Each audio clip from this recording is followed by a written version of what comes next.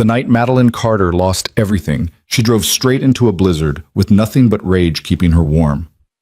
Her partner's betrayal still burned. His cold rejection of their unborn child, the way he'd thrown her out like trash. The Montana highway blurred beneath frozen tears until the wheel jerked, the car spun, and metal screamed against ice. Then silence. Snow piling on the windshield, blood warm against her temple. She was dying out here, and nobody was coming, except someone did. Stay with me through Madeline's story, from the edge of death to a dangerous new world. Drop a comment with your city so I can see how far this journey reaches. Hit like if you're ready for part 1. The headlights died first. Madeline Carter sat slumped against the deployed airbag, tasting copper and feeling the cold creep through the shattered driver's side window. Her Honda was nose down in a ditch, steam hissing from the crumpled hood into the freezing Montana night. She tried the ignition. Click, click, nothing. No, no, no, no, her voice cracked. The dashboard clock read 11:47 p.m. before it flickered out. She'd been driving for 3 hours since Marcus threw her out. 3 hours of crying so hard she could barely see the road. 3 hours replaying his words in her head like a knife twisting. The kid isn't mine. I don't care what you say. Get out. She'd stood there in the doorway of the apartment they'd shared for 2 years, her pregnancy test still in her shaking hand, watching him pack her things into garbage bags. When she tried to argue, tried to make him understand, he'd called her a liar, said she'd probably been cheating, said he wanted her gone before midnight. So she left. Stupid. She should have fought harder, should have made him listen, should have done 100 things differently. Instead, she'd thrown those garbage bags in her car and just started driving with no plan, no destination, just away. Away from Billings, away from Marcus, away from the life that had just imploded. Now she was going to die in a ditch because she'd been too angry and hurt to pay attention to the weather warnings. Madeline pressed her forehead against the steering wheel, feeling the baby flutter inside her. 16 weeks. Just starting to show, just starting to feel real. I'm sorry, she whispered. I'm so sorry. She tried her phone. No signal. Of course not. She was somewhere between nowhere and nothing on Highway 89, and the snow was coming down so thick she couldn't see 10 feet beyond the car. The temperature was already dropping inside the vehicle. Her breath made fog clouds. Think. She needed to think. The engine wouldn't start, but she might be able to run the hazard lights off the battery for a while. Except nobody was driving in this weather. She hadn't seen another car for the last 40 minutes before the crash. And her coat was a thin spring jacket because she'd grabbed it without thinking, because her brain had been too full of Marcus's face when he told her to leave. Madeline tried the door. It opened 6 inches before jamming against the snowbank. She shoved harder, grunting with effort, managed to force it wide enough to squeeze through. The wind hit her like a fist. She gasped, immediately feeling the cold slice through her jeans and sweater. The highway stretched empty in both directions, just a ribbon of white, with darker white on either side where the forest pressed close. No lights. No houses. Nothing. She was going to freeze to death out here. The thought should have terrified her more than it did. Instead, she felt strangely calm as she climbed back into the car and pulled the door shut. At least it would be quiet. At least she wouldn't have to hear Marcus's voice anymore, wouldn't have to figure out how to raise a baby alone with no money and no family. Her parents had died in a car accident when she was 19. She had an aunt in Oregon she hadn't spoken to in 5 years. No siblings. No close friends. Marcus had made sure of that, always finding reasons why her friendships were unhealthy or why people didn't really like her. God, she'd been so stupid. Madeline wrapped her arms around herself and closed her eyes. The cold was making her drowsy. She knew that was bad, knew she should stay awake, but her head hurt from where it had hit the window, and she was so tired. So tired of fighting, tired of trying, tired of being the only one who cared. Maybe this was easier. She let the darkness pull her down. The sound of a car engine dragged her back to consciousness. Madeline's eyes flew open. She couldn't feel her hands anymore. The windows were completely frosted over, turning the car into an ice tomb. But that sound, that was definitely an engine, close, getting closer. She tried to move and couldn't. Her limbs were lead, her brain felt stuffed with cotton. Move. She had to move. With enormous effort, she raised one arm and slapped it against the window. The sound was pathetic, barely a tap. She tried again, harder, forcing her frozen muscles to cooperate. The third hit actually made a thump. "Help!" she tried to call out, but it came out as a whisper. The engine sound stopped. A door slammed. Footsteps crunched through snow, fast, purposeful. "Definitely a car here. Anyone inside?" Multiple voices, multiple people. Madeline tried to respond but couldn't make her mouth work. Then someone was at the driver's side window, brushing away snow. A face appeared, dark hair, sharp features, eyes that went wide when they spotted her. "Christ, Marco, get the blankets. She's hypothermic." The door wrenched open with a screech of metal. Cold air flooded in, somehow colder than what was already there. Hands touched her face, her neck, checking for a pulse. "Can you hear me?" The voice was male, accented faintly. Italian, maybe. "Stay with me. We're getting you out."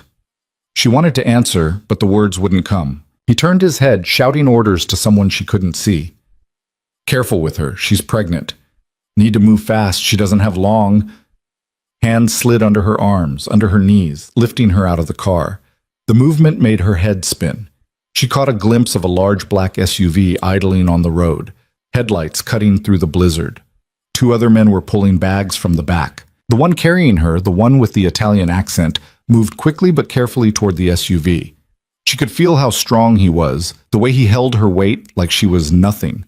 Up close she could see he was maybe mid-30s, expensively dressed despite the weather, his dark coat worth more than her entire wardrobe. "Hospital," she managed to whisper. "Need too far. We'll take care of you." That wasn't what she meant, but she couldn't argue. He slid into the back seat of the SUV with her still in his arms, and someone immediately draped heavy blankets over them both. The interior was blessedly warm. She couldn't stop shaking. "Drive," the man ordered, and the SUV lurched forward. Madeline tried to focus on his face, but her vision kept blurring. "Who?" "Alessandro," he said. "My name is Alessandro. You're safe now." "Baby?" "I know. We'll check. Just stay awake for me." She tried. She really did. But the warmth was making the exhaustion impossible to fight, and Alessandro's arms were steady around her, and she was so incredibly tired. The last thing she remembered was his voice, calm and commanding, giving instructions she couldn't quite follow. Then nothing. She woke up in a bed that wasn't hers. Madeline's eyes opened slowly, taking in an unfamiliar ceiling. Unfamiliar walls painted a soft cream color. Unfamiliar heavy curtains drawn over what looked like floor-to-ceiling windows. The bed beneath her was massive and extremely comfortable, piled with down comforters. An IV line ran from her arm to a bag hanging on a stand.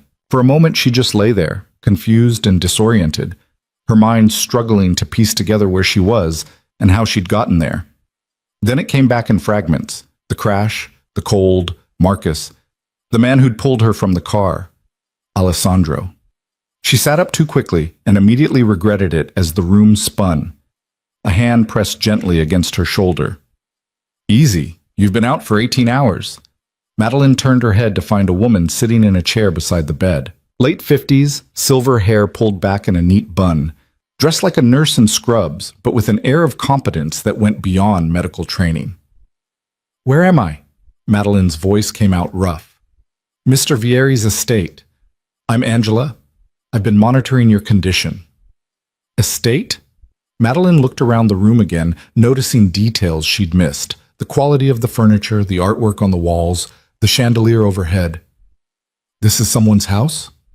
"Yes. You were severely hypothermic when they brought you in. Hospital was over an hour away in that weather. Mr. Vieri made the call to treat you here." Madeline's hand went automatically to her stomach. Angela noticed and smiled. "The baby's fine. Strong heartbeat. You're approximately 16 weeks along, correct?" "Yes." Relief flooded through her so intense it made her dizzy. "You're sure? The baby's okay?" "Completely sure. We've been monitoring both of you carefully. You'll need to rest for a few more days, but you and the child are healthy." Madeline closed her eyes, feeling tears leak out. The baby was okay. After everything, after the crash and the cold and almost dying, the baby was okay. "Thank you," she whispered. Angela patted her hand.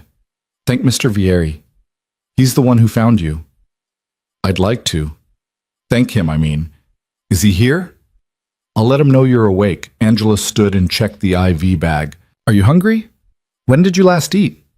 Madeline had to think about it. Yesterday morning? The day before yesterday now, I guess. Angela's expression turned disapproving in a way that was somehow motherly. We'll fix that. I'll have something brought up. She left, her footsteps quiet on the plush carpet.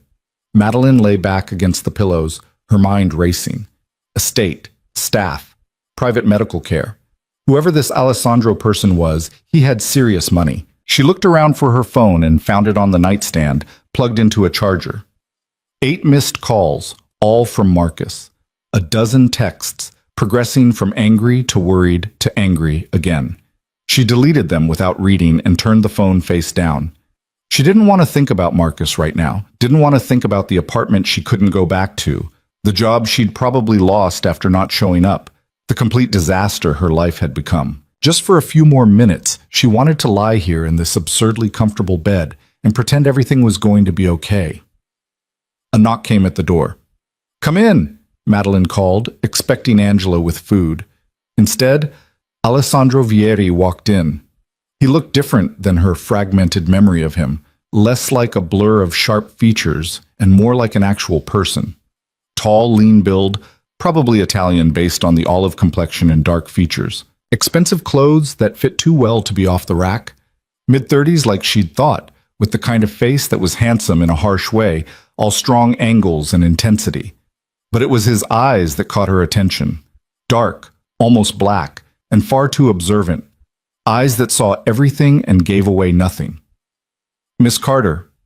His voice was the same as she remembered, smooth, accented, controlled. I'm glad to see you awake. You saved my life. It sounded inadequate even as she said it. Thank you doesn't seem like enough. He waved a hand dismissively as he pulled the chair closer to the bed and sat down. You were fortunate we came along when we did. Another hour and the outcome would have been different. Why were you even on that road? In that weather? Something flickered across his face, too quick to read. Business. We were coming back from a meeting in Great Falls. Lucky for me. Indeed. He studied her for a moment. Angela tells me you and the child are both recovering well. That's good news. Thanks to you and your staff. Madeline gestured around the room. This is incredible. I don't know how I'll ever repay you for all this. No repayment necessary. I'm simply glad we could help. He leaned back slightly. Though I do have some questions, if you're feeling well enough to answer them. Madeline tensed. Of course he had questions. She was a stranger who'd appeared out of a blizzard, and he'd taken her into his home. He had every right to want answers. What do you want to know? Let's start with what you were doing driving alone in a blizzard at midnight. The directness of it caught her off guard. She'd expected small talk first, the polite dance around the real questions. Alessandro didn't seem interested in dancing. I was leaving Billings, she said carefully. The father of my baby and I had a fight. I left. I wasn't really thinking clearly. He let you leave in that weather? The way he said it made it sound like an accusation, but not directed at her. Madeline found herself answering honestly. He threw me out, said the baby wasn't his, called me a liar, packed my stuff and told me to be gone by midnight. Alessandro's expression didn't change, but something in his eyes went cold. I see. And where were you planning to go? I don't know. I didn't have a plan. I needed to get away from there. She felt tears threatening again and forced them back. I know it was stupid. I should have waited until morning, should have checked the weather, should have done 1,000 things differently. I could have killed my baby because I was too upset to think straight. But you didn't. His voice was matter of fact. You're both alive. That's what matters. Because you found me. Yes. He stood, moving to look out the window. The curtains were still drawn, but he seemed to be looking at something beyond them. Which brings me to my next question. Do you have somewhere to go? Family? Friends? The question she'd been dreading. Madeline shook her head. My parents are dead. I have an aunt in Oregon, but we're not close. My friends... She trailed off. I don't really have friends. Marcus didn't like me spending time with other people. Alessandro turned back to face her, and she couldn't read his expression at all. I see. And your job? I was a translator for a tech company in Billings, freelance. I worked from home mostly, so I guess technically I still have it? Except I haven't checked my email in 2 days, and I probably missed deadlines and they've probably already replaced me. The words came out bitter. I'm great at destroying my own life, apparently. What languages? The sudden shift confused her. What? What languages do you translate? Oh, Italian, French, and Spanish. I studied linguistics in college. Before my parents died and I had to drop out to work full-time, she didn't add. Something that might have been interest flickered across Alessandro's face. Italian is your specialty? Yeah, I did a semester abroad in Rome. It's the language I'm most fluent in after English. He was quiet for a long moment, clearly thinking about something. Madeline waited, unsure what was happening. I have a proposition for you, he said finally. I own several businesses that deal with international clients. I'm always in need of competent translators, particularly for Italian correspondence and contracts. The work would be steady, well paid, and you could do most of it remotely. Madeline stared at him. You're offering me a job? I'm offering you an opportunity. You clearly need income and stability, especially with a child on the way. I need someone with your skills. It would be mutually beneficial. You don't even know me. I could be terrible at my job. But you're not. It wasn't a question. Angela mentioned you were talking in your sleep. Your Italian was flawless, accent and all. Most Americans can't manage that even with years of study. She felt herself flush. I don't know what to say. Say you'll think about it. In the meantime, you're welcome to stay here while you recover. Angela wants you off your feet for at least another 3 days, and the weather is still poor. Consider it part of my medical care. I can't just stay in your house. Why not? He tilted his head slightly. You have somewhere better to be? The question wasn't cruel, just practical. And he was right, she had nowhere to go. Her car was totaled, assuming it was even still where she'd crashed. She had no money for a hotel, no friends to call.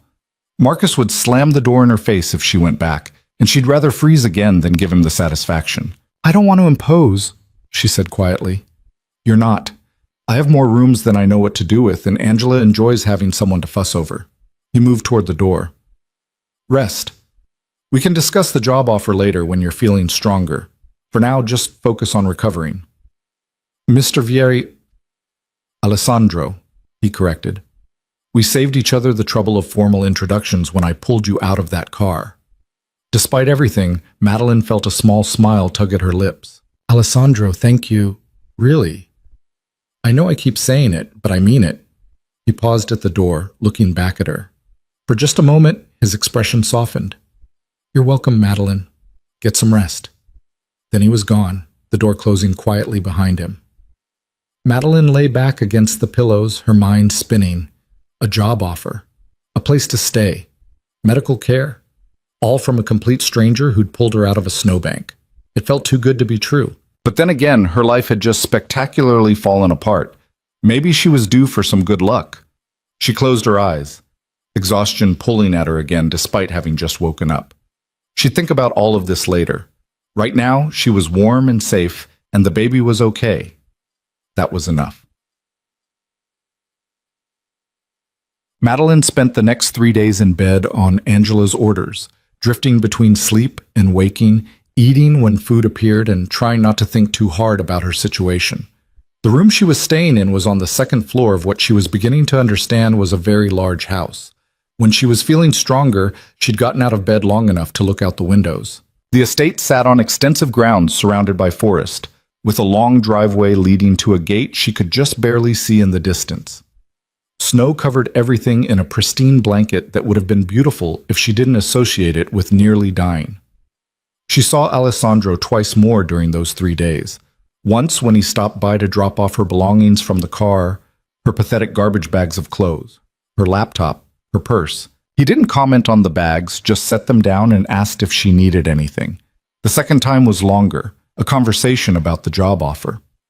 The work would involve translating business correspondence, contracts, and occasionally sitting in on video conferences to provide real-time translation, he explained, sitting in the chair that seemed to be his usual spot. Most of it can be done remotely, but there would be occasional requests for in-person work if you're available. What kind of businesses? Madeline asked. Import-export primarily.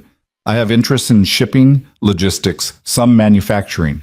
International trade requires constant communication with partners across Europe. It sounded legitimate, normal.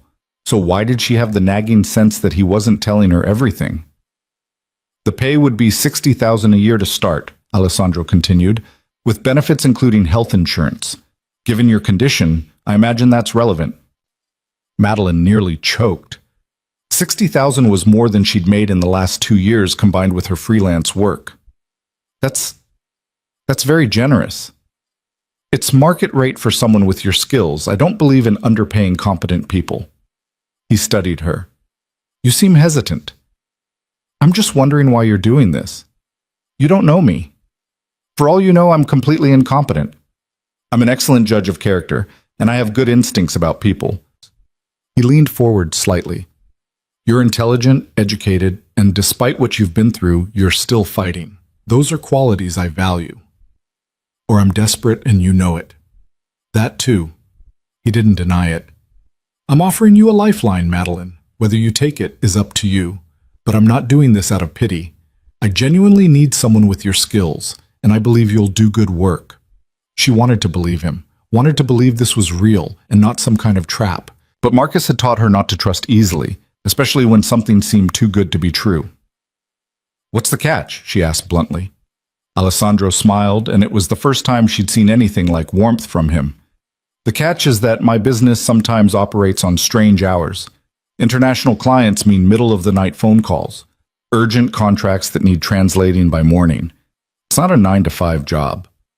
I can handle odd hours, and the work is confidential. Everything you translate, everything you see, stays between us and the clients. No discussing it with friends, family, anyone. That made sense for business. Okay. Then we have a deal? Madeline took a deep breath. This was crazy. She was about to accept a job from a man she'd known for 3 days, a man who lived in a fortress-like estate with staff and money and secrets she didn't understand. Every rational part of her brain was screaming that this was a bad idea. But the alternative was going back to Billings with nothing. No apartment, no money, no support. Trying to find work while pregnant and homeless. Possibly losing the baby because she couldn't afford medical care. Yes, she heard herself say, we have a deal.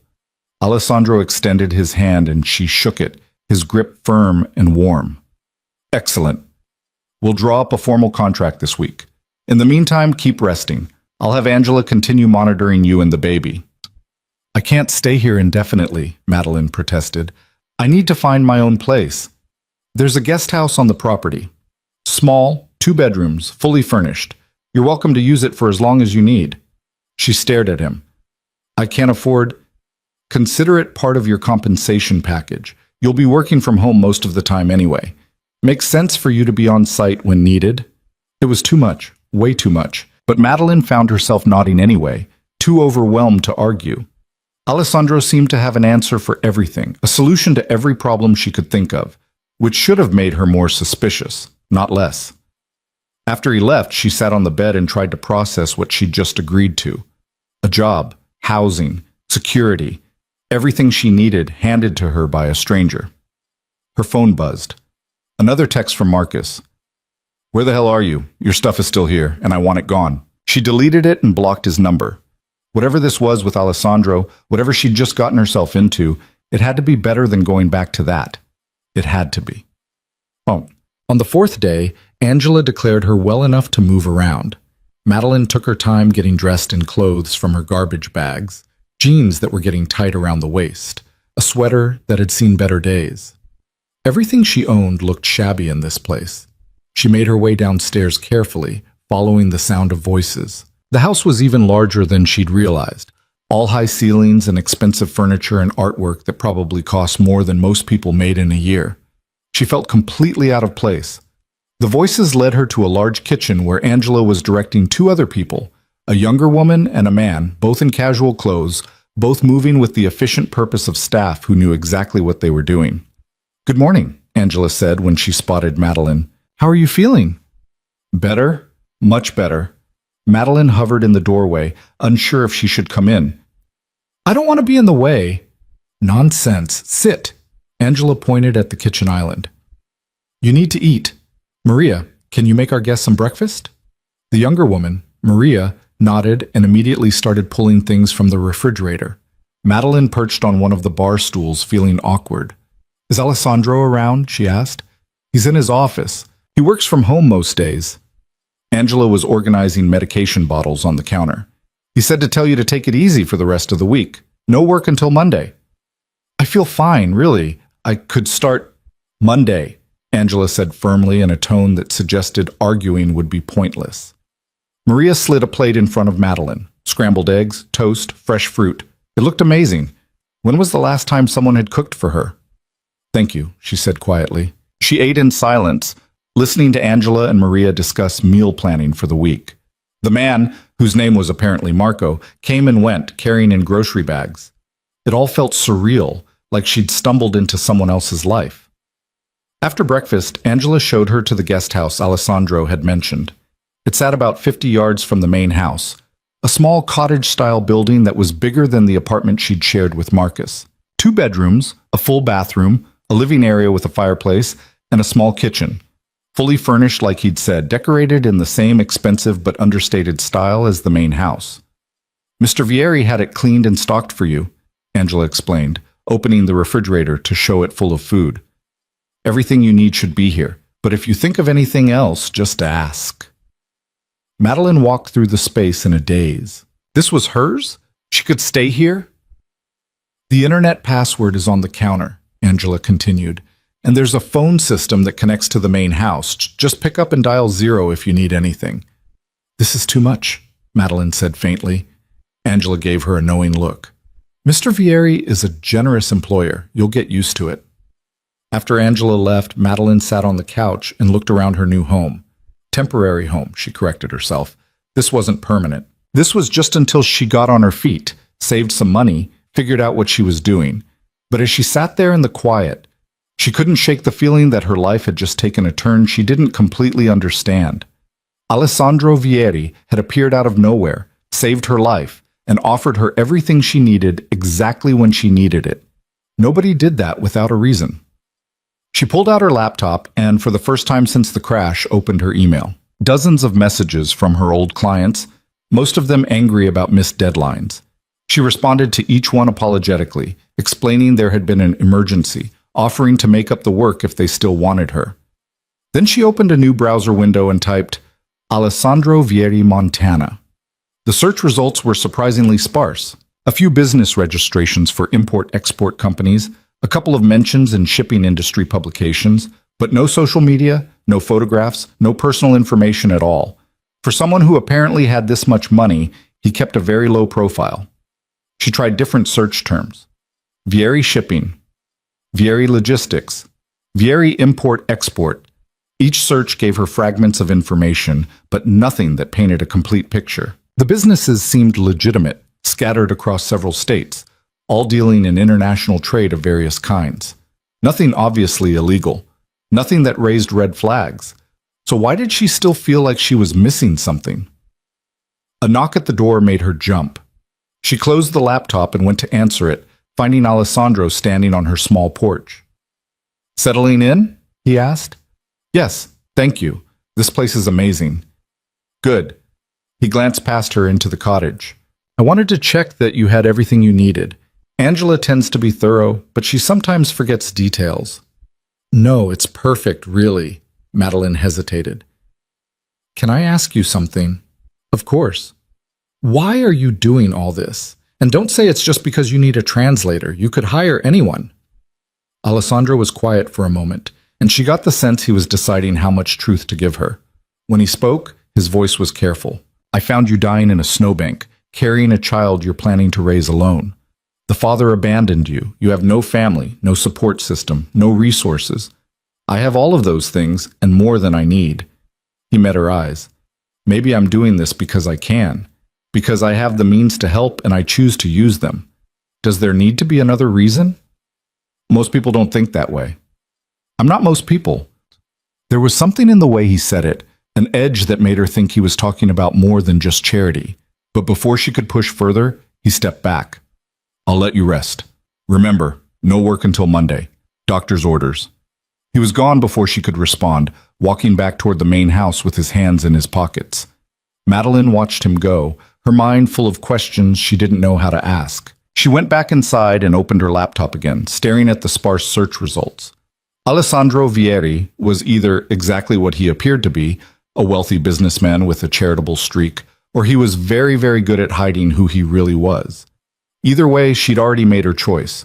She'd accepted his help, his job, his protection. For better or worse, her life was now tangled up with his. She just hoped she hadn't made a terrible mistake. The weekend passed quietly. Madeline spent most of it in the guest house, unpacking her meager belongings and trying to make the space feel like hers. Saturday afternoon, a delivery truck arrived with boxes addressed to her. When she opened them, she found maternity clothes, jeans, sweaters, dresses, all in her size, all good quality. There was a note from Alessandro. You'll need these soon. Consider it an advance on your first paycheck. She should have been grateful. Instead, she felt uncomfortable. The gifts were piling up. The job, the house, the clothes. Every new thing made her feel more indebted, more tangled in obligations she didn't fully understand. But she kept the clothes. She needed them. Sunday morning, she woke to find a contract slid under her door. The employment agreement was straightforward. Salary, benefits, expectations, all laid out in clear language. She read it 3 times, looking for catches, and found none. It seemed legitimate. She signed it. Monday morning, Angela brought her a laptop and a stack of files. Mr. Vieri thought you'd want to start with these. They're lower priority, good for getting back into the rhythm. No rush, just work at your own pace. The files were business correspondence, exactly like Alessandro had described. Letters from Italian partners about shipping schedules, customs documentation, contract negotiations, all perfectly normal. Madeline threw herself into the work, grateful for something to focus on besides her spiraling thoughts. Translation had always calmed her, the puzzle of finding the right words in another language, maintaining tone and intent across cultural boundaries. She was good at this. It was one of the few things she was confident about. By Wednesday, she'd finished the initial stack and asked for more. Angela delivered another batch with an approving nod. Mr. Vieri says you work fast. He's impressed. It's not that hard, Madeline demurred. Still, he values competence. Thursday afternoon, Alessandro himself appeared at her door with a new assignment. I need this translated by tomorrow morning. It's a contract with a client in Naples. Time sensitive. Madeline took the file and skimmed it. Standard shipping contract, nothing unusual. I can have it done by tonight. Tomorrow is fine. Don't push yourself. I'm pregnant, not broken. The words came out sharper than she intended. Alessandro's eyebrows rose slightly. Point taken. Tonight then, if you're capable. She finished the translation by 10 p.m. and emailed it to him. His response came back within minutes. Excellent work. Thank you. Friday, she was settling into a routine. Wake up, work on translations, break for lunch, more work, dinner, sleep. It was simple and structured and exactly what she needed. No drama, no chaos. Just work and quiet and the baby growing steadily inside her. She was almost starting to relax when Saturday night everything changed. She was making dinner, pasta, something simple, when she heard shouting from the direction of the main house. Men's voices, angry, rapid Italian, too fast for her to follow clearly. Then silence. Madeline set down the spoon she'd been using and moved to the window. She could see lights on in the main house, shadows moving behind curtains. Nothing that looked immediately dangerous. She told herself it was none of her business. Alessandro's personal affairs had nothing to do with her. But 15 minutes later, when a black SUV roared up the driveway and 3 men in suits climbed out and headed into the house with grim expressions, she started to worry. Another hour passed. The SUV left. The lights in the main house went off one by one until only a few remained. Her phone buzzed with the text from Alessandro. Everything is fine. Sleep well. She stared at the message. How did he know she'd been watching? Was someone watching her? Madeline stood at the window for a long time, looking out at the dark grounds, the distant gate, the forest pressing close. For the first time since arriving here, she felt the weight of how isolated this place was. How far from anyone who might help if something went wrong. She thought about her laptop, the sparse search results, the way Alessandro's staff moved with military precision, the expensive security system she'd noticed around the property, the way he'd never quite answered her questions about what he really did. "I'm not most people," he'd said. What did that mean? She went to bed but didn't sleep well, her mind running through possibilities she didn't want to consider. When morning came, she looked out to find the grounds peaceful, snow falling gently, no sign of the previous night's tension. Maybe she was paranoid. Maybe she'd imagined the danger in those angry voices. Maybe this was all perfectly normal and she was being ridiculous. Or maybe she'd just gotten her first real glimpse of who Alessandro Vieri actually was. And she had no idea what to do with that knowledge. Madeline didn't mention the incident to anyone. What would she even say? She'd heard shouting and seen men arrive late at night? That could mean anything. Maybe it was a business emergency. Maybe Alessandro had family drama. Maybe she was looking for problems where none existed because she'd spent 2 years with Marcus learning to expect the worst. But she couldn't shake the feeling. Monday morning, she walked to the main house to drop off some completed translations. Angela answered the door, looking tired in a way Madeline hadn't seen before. "Is Alessandro available?" Madeline asked. "He's in meetings all day. I can take those for you." "Sure," Madeline handed over the folder. "Is everything okay? You look exhausted." Angela's professional mask slipped for just a second. "Long weekend, nothing you need to worry about." Which of course made Madeline worry more. She went back to the guest house and tried to focus on work, but her attention kept drifting to the main house, watching for signs of whatever was going on.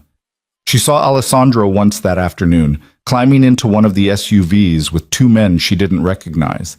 He looked tense, his jaw tight, his movements sharp with barely controlled anger. The SUV disappeared down the driveway and didn't return. By evening, Madeline had convinced herself she was being ridiculous. She made dinner, took a shower, settled on the couch with her laptop to watch a movie. Normal things. Everything was fine. The knock at her door came just after 9. She jumped, startled. Nobody knocked this late. Through the window, she could see Alessandro standing on her porch, still in his suit from earlier, looking like he hadn't slept in days. Madeline opened the door. "Is something wrong?" "Can I come in?" She stepped aside and he walked past her, bringing cold air and tension with him. He stood in the middle of her small living room, looking somehow out of place despite owning the building. "I owe you an explanation," he said without preamble. "For what?" "Saturday night. You saw the cars, heard the shouting, probably. I saw your lights on late." So he had been watching. Madeline crossed her arms. "You said everything was fine, like I lied." He ran a hand through his hair, messing it up in a way that made him look younger and more human. "Or rather, I simplified. Things are complicated right now." "Complicated how?" Alessandro turned to face her fully, and she saw the calculation in his eyes, the weighing of what to tell her and what to hold back. "My business has aspects I haven't discussed with you. Legal aspects, but not necessarily—" He paused, searching for words. "Not necessarily conventional." Madeline's stomach dropped. "What does that mean?" "It means the import-export work I do involves certain clients in certain markets that operate outside standard channels. It means I have competitors who sometimes use aggressive tactics. And it means Saturday night, one of those competitors made a move I didn't anticipate." She should walk away, should tell him to leave, should pack her pathetic garbage bags and call a cab and get as far from here as possible. Instead, she heard herself ask, "What kind of move?" "One of my shipments was intercepted. $30,000 worth of merchandise gone, along with the driver who was supposed to deliver it. My people are handling it, but the situation is delicate." "Is your driver okay?" Something flickered across Alessandro's face that might have been surprise. "That's your first question? You said he was gone. I want to know if he's hurt." "He's alive, shaken, but unharmed. They just wanted the shipment." "They," Madeline repeated. "Your competitors." "Yes." She sat down on the couch, her legs suddenly unsteady. "What kind of merchandise are we talking about?" "Does it matter?" "Yes. It matters a lot, actually. Alessandro studied her for a long moment. Then he crossed to the couch and sat on the opposite end, maintaining distance but close enough that she could see the exhaustion in his eyes. Wine, he said. High-end Italian wines that are difficult to import through normal channels due to tariffs and regulations. I have connections in Italy who can source bottles that collectors here will pay premium prices for. It's technically illegal to avoid the import taxes, but it's not... He paused. It's not drugs or weapons or anything that harms people. It's just wine. Madeline wanted to laugh at the absurdity. She'd been imagining mob connections and criminal empires, and it was wine smuggling? That's it? That's your big illegal business? Among other things, but yes, primarily I facilitate the movement of luxury goods through unofficial channels.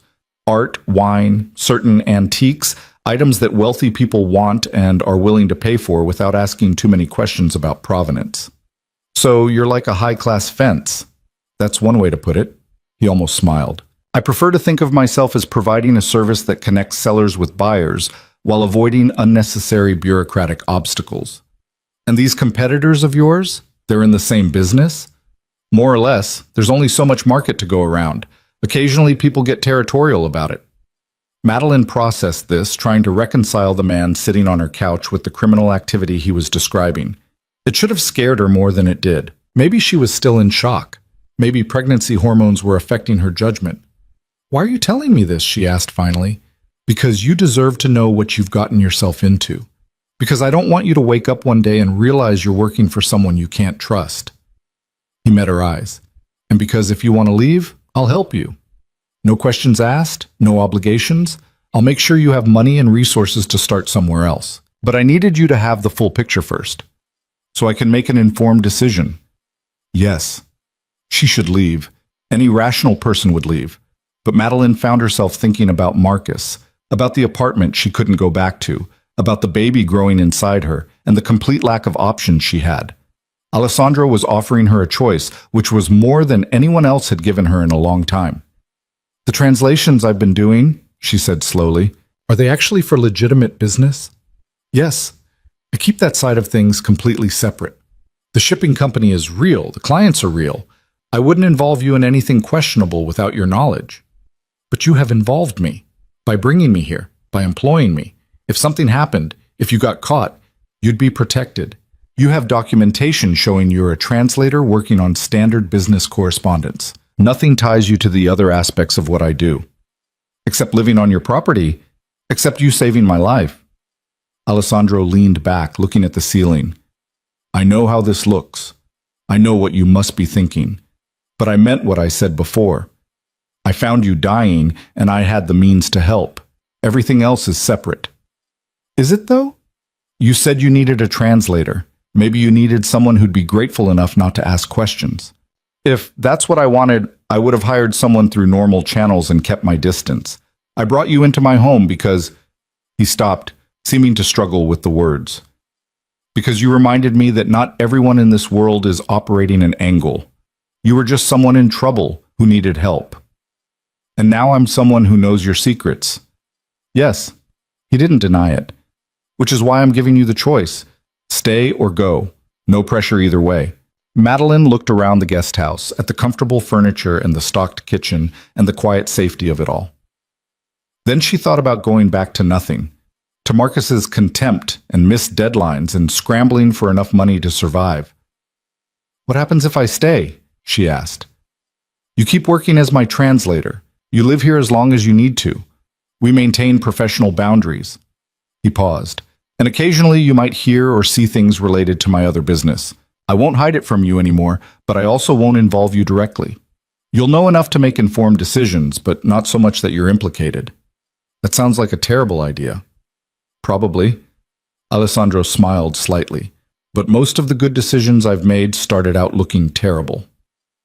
She should ask more questions, should demand details about exactly what he was involved in, who these competitors were, what the risks really looked like. But she was tired of questions that didn't have good answers.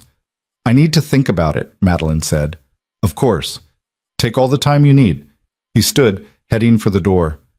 For what it's worth, I hope you stay.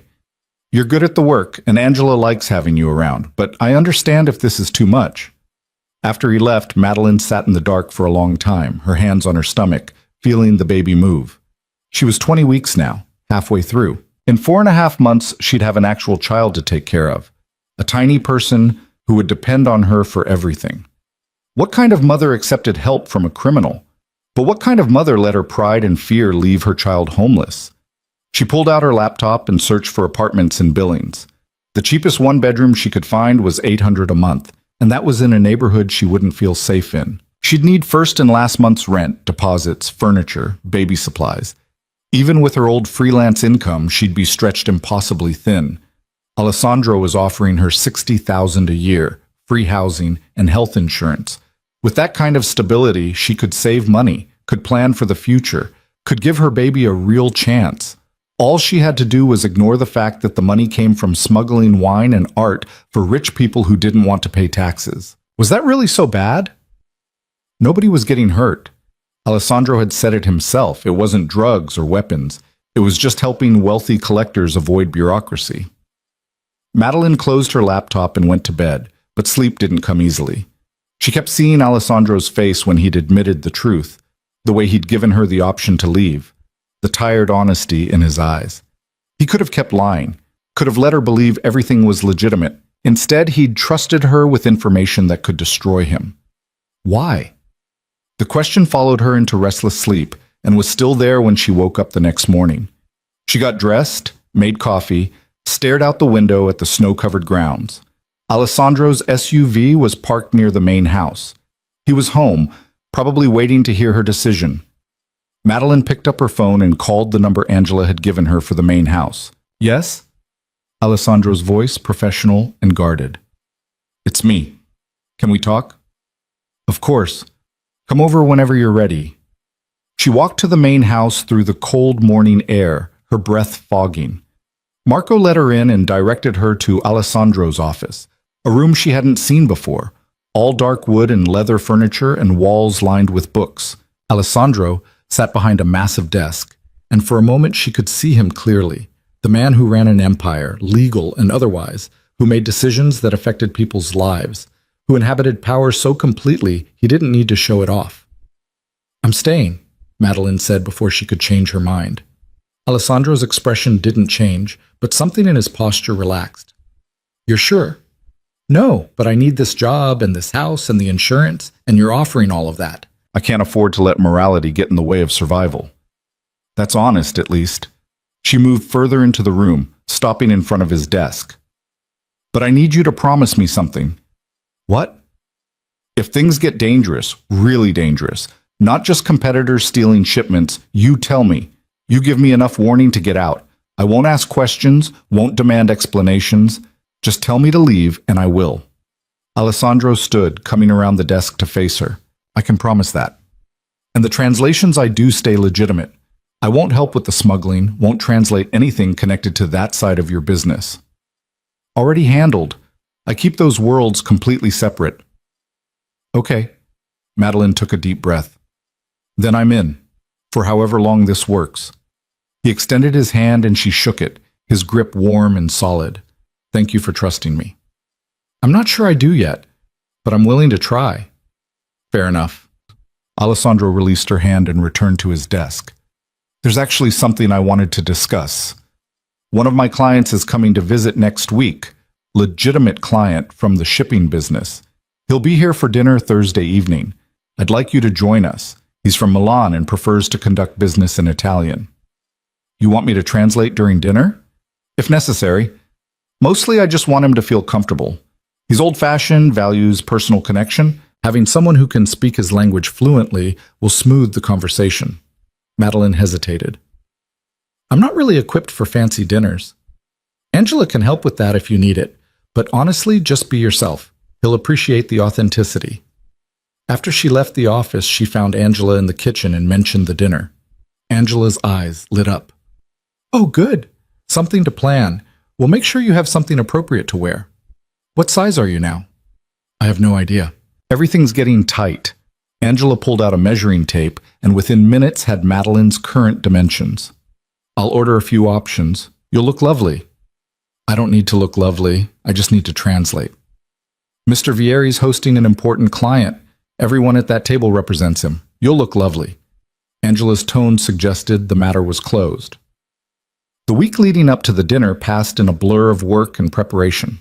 Madeline translated contracts and correspondence, attended a video conference where she provided real-time translation, and proved to herself that she could actually do this job well. Alessandro sent her brief emails of approval after each assignment, professional and distant, back to the boundaries he'd mentioned. The maternity dresses Angela ordered arrived Wednesday. 3 options, all elegant and professional, all way too expensive. Madeline tried them on and chose a deep blue one that made her look less like a pregnant refugee and more like an actual professional. Thursday evening, she walked to the main house feeling like she was about to step onto a stage. Angela had done something subtle with her hair and makeup, enough to make her feel put together without looking like she'd tried too hard. The dining room was set beautifully, candles and wine glasses and china that probably cost more per plate than Madeline spent on groceries in a month. Alessandro stood near the window in a tailored suit, looking every inch the successful businessman. When he saw her, something flickered in his eyes. "You look professional," he said. "That's the goal, right?" "Exactly the goal." He glanced at his watch. "Giovanni should be here any moment. He's going to love you. I'm here to translate, not to be loved." "You can do both." The doorbell rang before she could respond. Alessandro went to answer it himself, returning moments later with a man in his 60s, silver-haired and distinguished, wearing a suit that screamed Italian tailoring. "Giovanni, this is Madeline Carter, my translator," Alessandro said in English. Then, switching to Italian, he added, "She's fluent and has been handling all my Italian correspondence." Giovanni's face brightened. He took Madeline's hand and kissed it in the old-fashioned way. "Che piacere," he said. "What a pleasure. Finally, someone who can understand me properly." Alessandro's Italian is good, but he has the accent of a tourist. Madeline laughed, responding in Italian. "I'll try not to embarrass him too much by comparison." The dinner went smoother than she'd expected. Giovanni was charming and funny, telling stories about his shipping business and the chaos of working with American customs officials.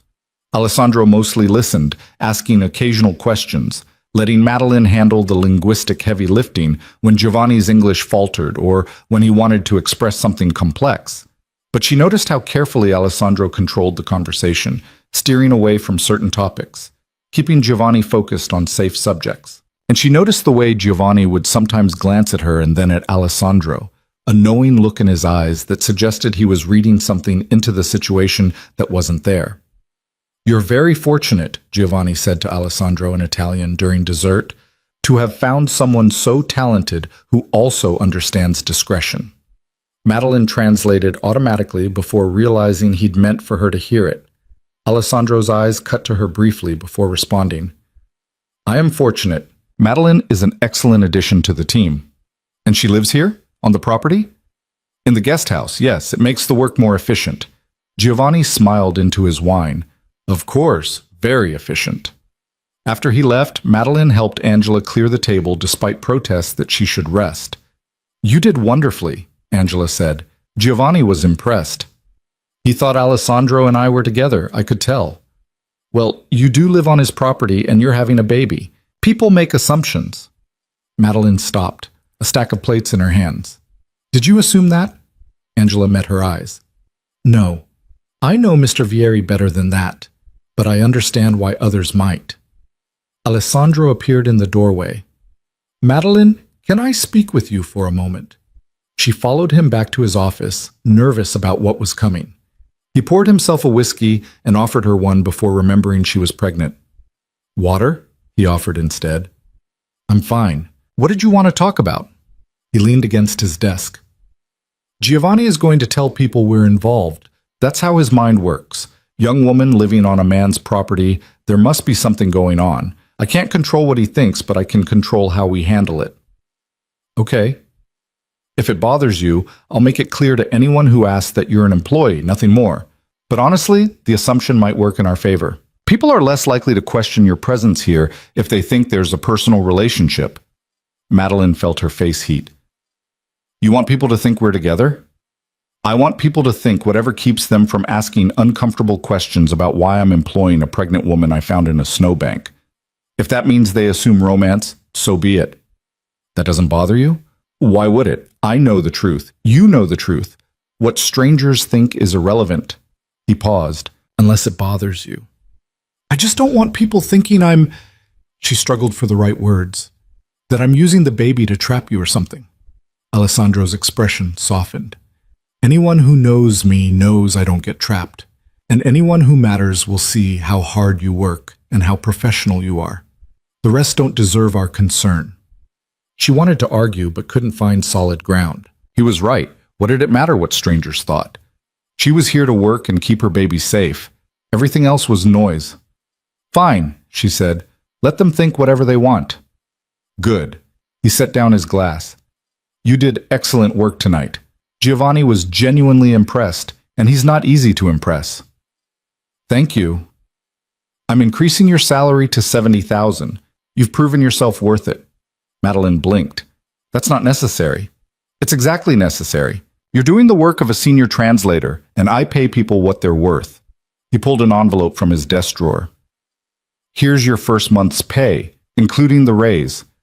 She took the envelope with shaking hands. More money than she'd made in 3 months of freelance work. This was real. This job, this life, it was actually real. Thank you, she said quietly.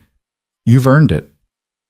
Walking back to the guest house that night, Madeline felt something shift inside her.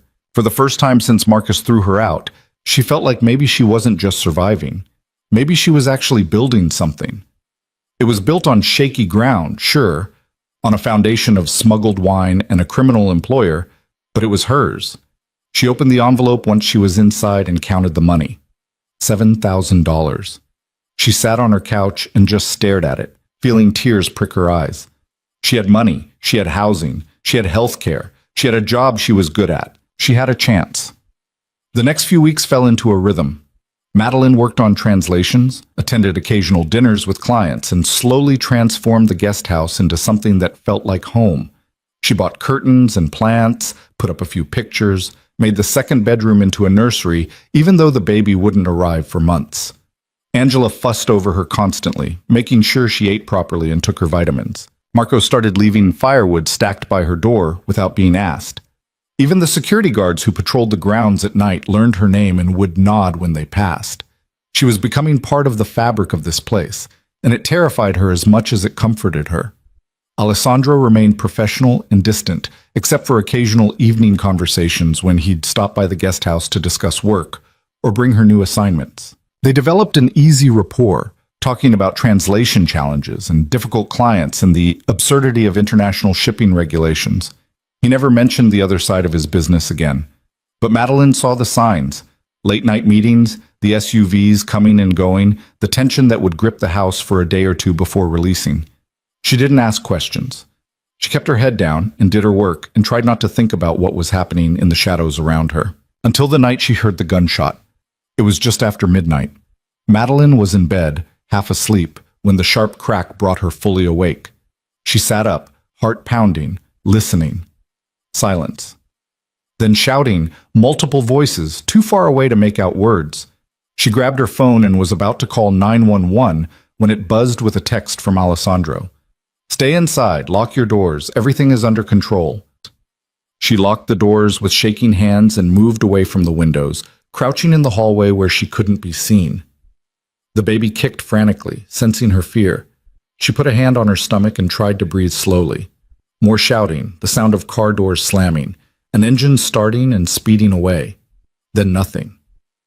Madeline waited in the hallway for what felt like hours but was probably only 20 minutes. Finally, her phone rang. Alessandro. Are you all right? His voice was rough. Yes. What happened? We had an intruder. He's gone now. You're safe. Was anyone hurt? A pause. No. The shot was a warning. He ran. Alessandro. I'm coming over.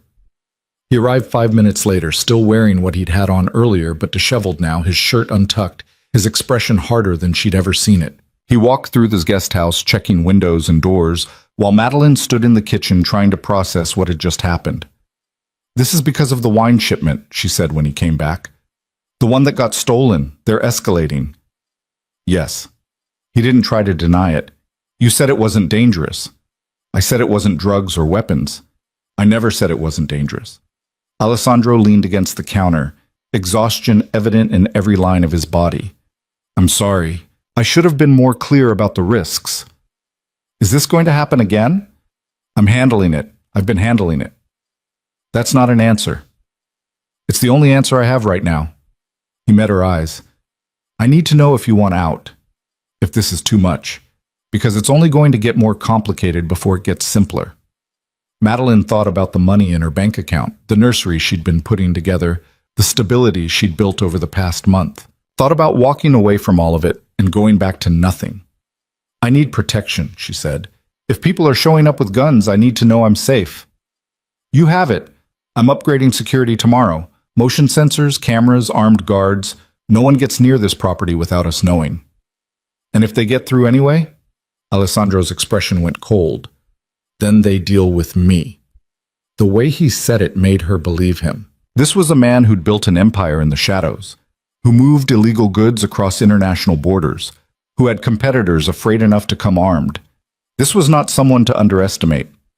Okay, Madeline said, but if this keeps happening, if it gets worse, you keep your promise. You tell me to leave. I will. He left soon after, and Madeline tried to go back to sleep but couldn't. She lay in bed watching the shadows on the ceiling, listening to every small sound, jumping at nothing. She'd known from the beginning that Alessandro was involved in something questionable. She'd accepted it because she was desperate and because it seemed victimless. But tonight had proven how naive that was. This world had violence in it, had people angry enough to show up with weapons, and she was living right in the middle of it, carrying a baby who depended on her to make smart choices. The smart choice would be to leave. But Madeline stayed. The security upgrade started the next morning. Madeline woke to the sound of trucks rumbling up the driveway and men shouting instructions to each other. By noon, workers were installing cameras on every corner of the guest house, mounting motion sensors along the perimeter, reinforcing the locks on her doors and windows. Angela brought her lunch and stayed to chat, though Madeline suspected she'd been sent to keep her calm. It's just a precaution, Angela said, setting down a plate of sandwiches. Mr. Vieri takes security very seriously. Because of last night, Angela's expression flickered. You heard about that? I was awake when it happened. I heard the gunshot. Nothing to worry about.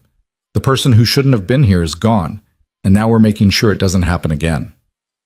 Angela poured tea like they were discussing the weather. How are you feeling? Any contractions or cramping? The abrupt subject change was obvious, but Madeline let it go. No, I'm fine. The baby's moving a lot today, actually. Good. That's good. Angela squeezed her hand. You're safe here, Madeline. I promise you that. Madeline wanted to believe her. After Angela left, she watched the security team work, feeling increasingly like she was living in a fortress.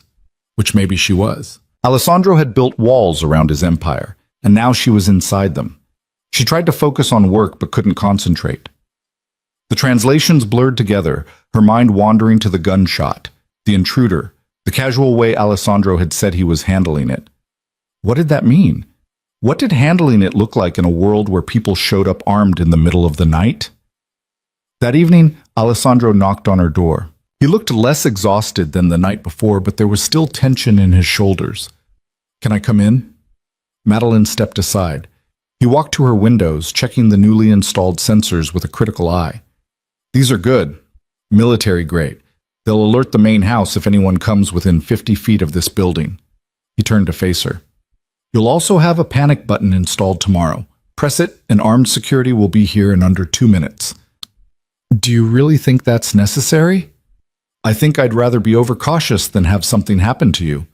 His voice was flat, factual. The situation with my competitor is escalating. Last night was a message. I sent one back today. Madeline sat down slowly. What kind of message?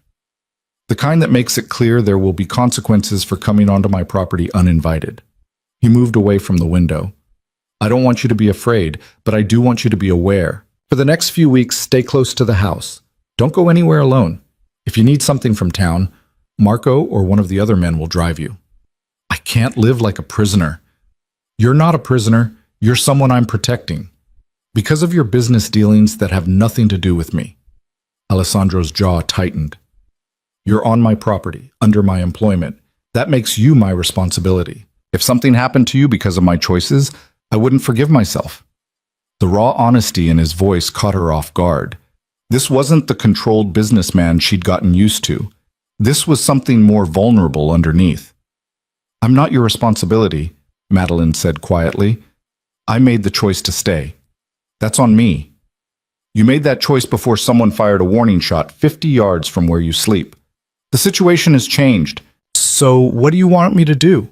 Pack up and leave? No. The word came out harsh. He softened his tone. No, I don't want you to leave.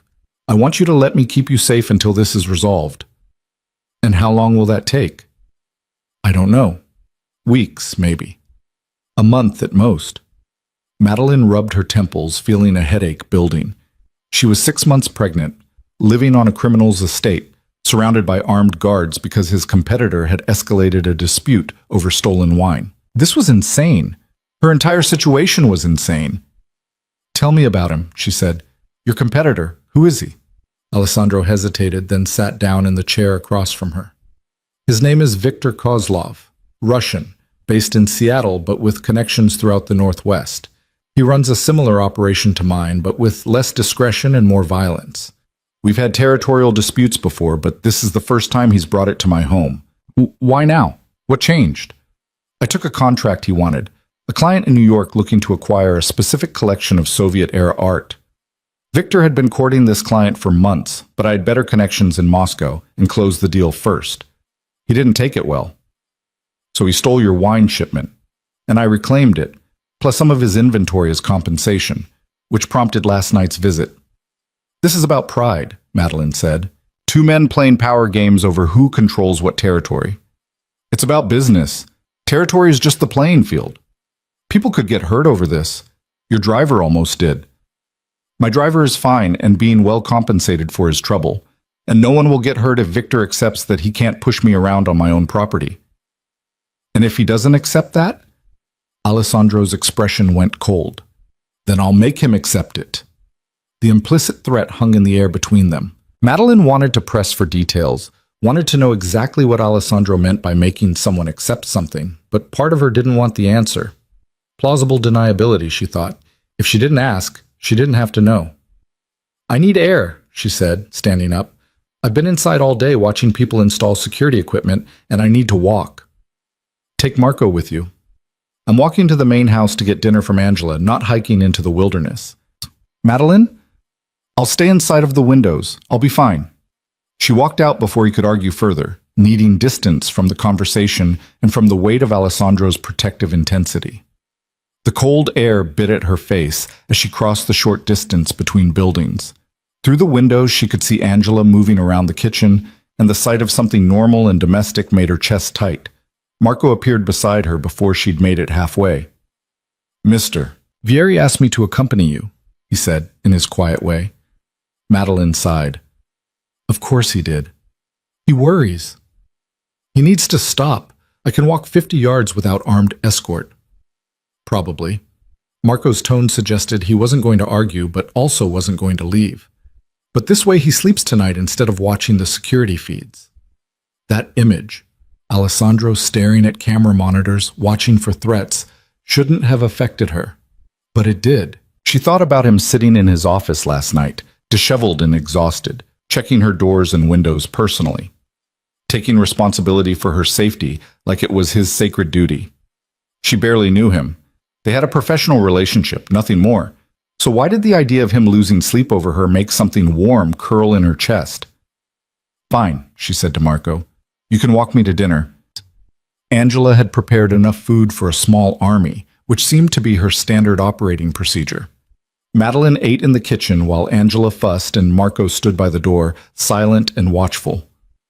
You're worrying Mr. Vieri, Angela said, serving seconds that Madeline hadn't asked for. I'm not trying to. I know, but he's very protective of the people under his care. It's in his nature. I'm an employee, not a dependent. Angela gave her a look that suggested she was being willfully naive. You're a pregnant woman living alone on his property during a territorial dispute with a violent competitor. Whether you like it or not, you're someone he feels responsible for. That's not fair to him. Life rarely is. Angela sat down across from her with her own cup of tea. Mr. Vieri's father died when he was young. Did he tell you that? Madeline shook her head. He was 14. His father's business partners turned on the family, tried to take everything. Alessandro's mother fought them in court for years, but the stress killed her eventually. Alessandro inherited nothing but debts and enemies. Angela's voice was soft. He built everything you see here from scratch. Every alliance, every business deal, every dollar. And he protects it fiercely because he knows what it's like to lose everything. Why are you telling me this? Because I want you to understand. When he says you're under his protection, it's not a business arrangement, it's personal. He doesn't take responsibility lightly. Madeline absorbed this, trying to reconcile the image of a 14-year-old boy losing everything with the controlled, powerful man she knew. It explained things, the walls he kept up, the careful way he controlled every situation, the intensity with which he'd responded to Victor's intrusion. I don't want to be another thing he has to protect, she said quietly. Too late. You already are. Angela's smile was gentle. But it's not a burden to him.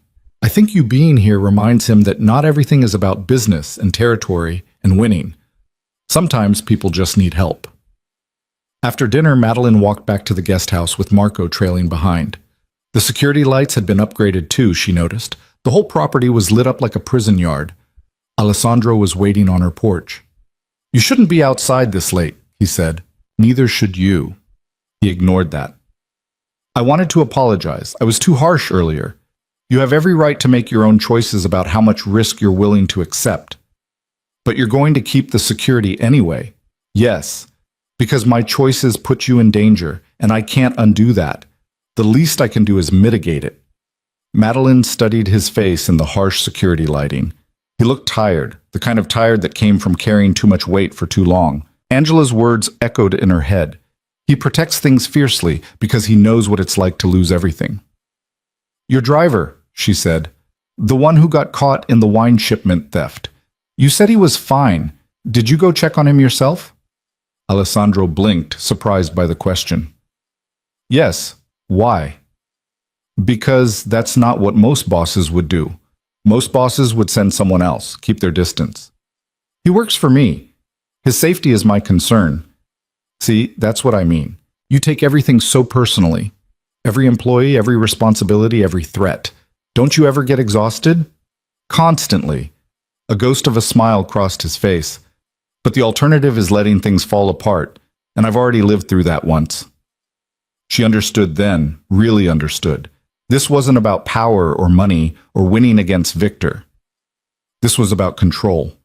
About never being the helpless 14-year-old watching his world collapse again. Angela told me about your parents, Madeline said. Alessandro's expression shuddered. She talks too much. She cares about you. She wanted me to understand why you're being so intense about all this. And do you? Understand? I think so. Madeline wrapped her arms around herself against the cold. I think you're terrified of failing people who depend on you. I think that's why you're upgrading security and having Marco follow me around and personally checking on injured drivers. Because if something happened to any of us, you'd see it as your failure. Is that such a terrible way to be? No, but it's a heavy way to live. Alessandro was quiet for a long moment, his dark eyes studying her face like he was trying to figure out how she'd seen through him so clearly. You should go inside, he said finally. It's cold. So should you. In a minute. Madeline went inside but watched through the window as Alessandro stood on her porch for a long time, hands in his pockets, staring out at the dark forest beyond the fence, carrying the weight of his empire alone. The next 2 weeks passed in tense quiet. The security team finished their work and disappeared, leaving behind a fortress that felt both safer and more suffocating. Madeline settled into a routine of work and confinement, translating contracts and correspondence while trying not to feel like she was under house arrest. Victor made no more direct moves, but Alessandro was increasingly absent, gone for long stretches to meetings he didn't explain. The tension in the main house was palpable whenever Madeline visited. Angela was distracted. Marco and the other security staff moved with military precision, and even the usually cheerful Maria seemed subdued. Something was building. Madeline could feel it. She was working late on a Thursday night, translating a complex shipping contract when her phone rang. An unknown number. She almost didn't answer, but something made her pick up. Madeline Carter? A woman's voice, professional, unfamiliar. Yes? This is Rebecca Chen from Billings General Hospital. We have a patient here who listed you as an emergency contact, Marcus Webb. Madeline's stomach dropped. What happened? He was brought in 2 hours ago after a car accident. He's stable, but he's been asking for you. Are you able to come? Madeline's mind raced. Marcus. The man who'd thrown her out, called her a liar, refused to acknowledge their child. Why would he list her as emergency contact? Is he going to be okay? He has a concussion and some broken ribs, but yes, he'll recover. However, he's quite insistent about seeing you. I'm 2 hours away. I can't just... I understand. I'll let him know you were contacted. Thank you for your time. The line went dead. Madeline sat staring at her phone, feeling sick. Marcus was hurt badly enough to be hospitalized. And despite everything he'd done to her, part of her still felt the pull to go to him. She was still sitting there when Alessandro knocked and let himself in without waiting for an answer.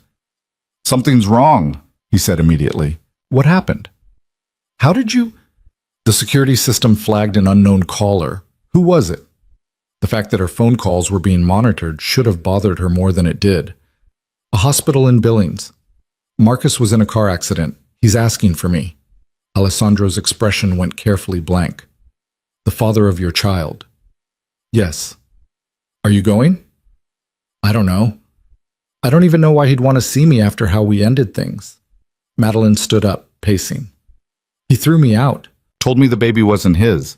Why would he list me as emergency contact? Maybe he never changed it after you split. Maybe? She pressed her hands to her temples. I shouldn't care. After what he did, I should just delete the message and move on. But you do care. I spent 2 years with him. I thought we were building a life together. You don't just turn that off because it ended badly.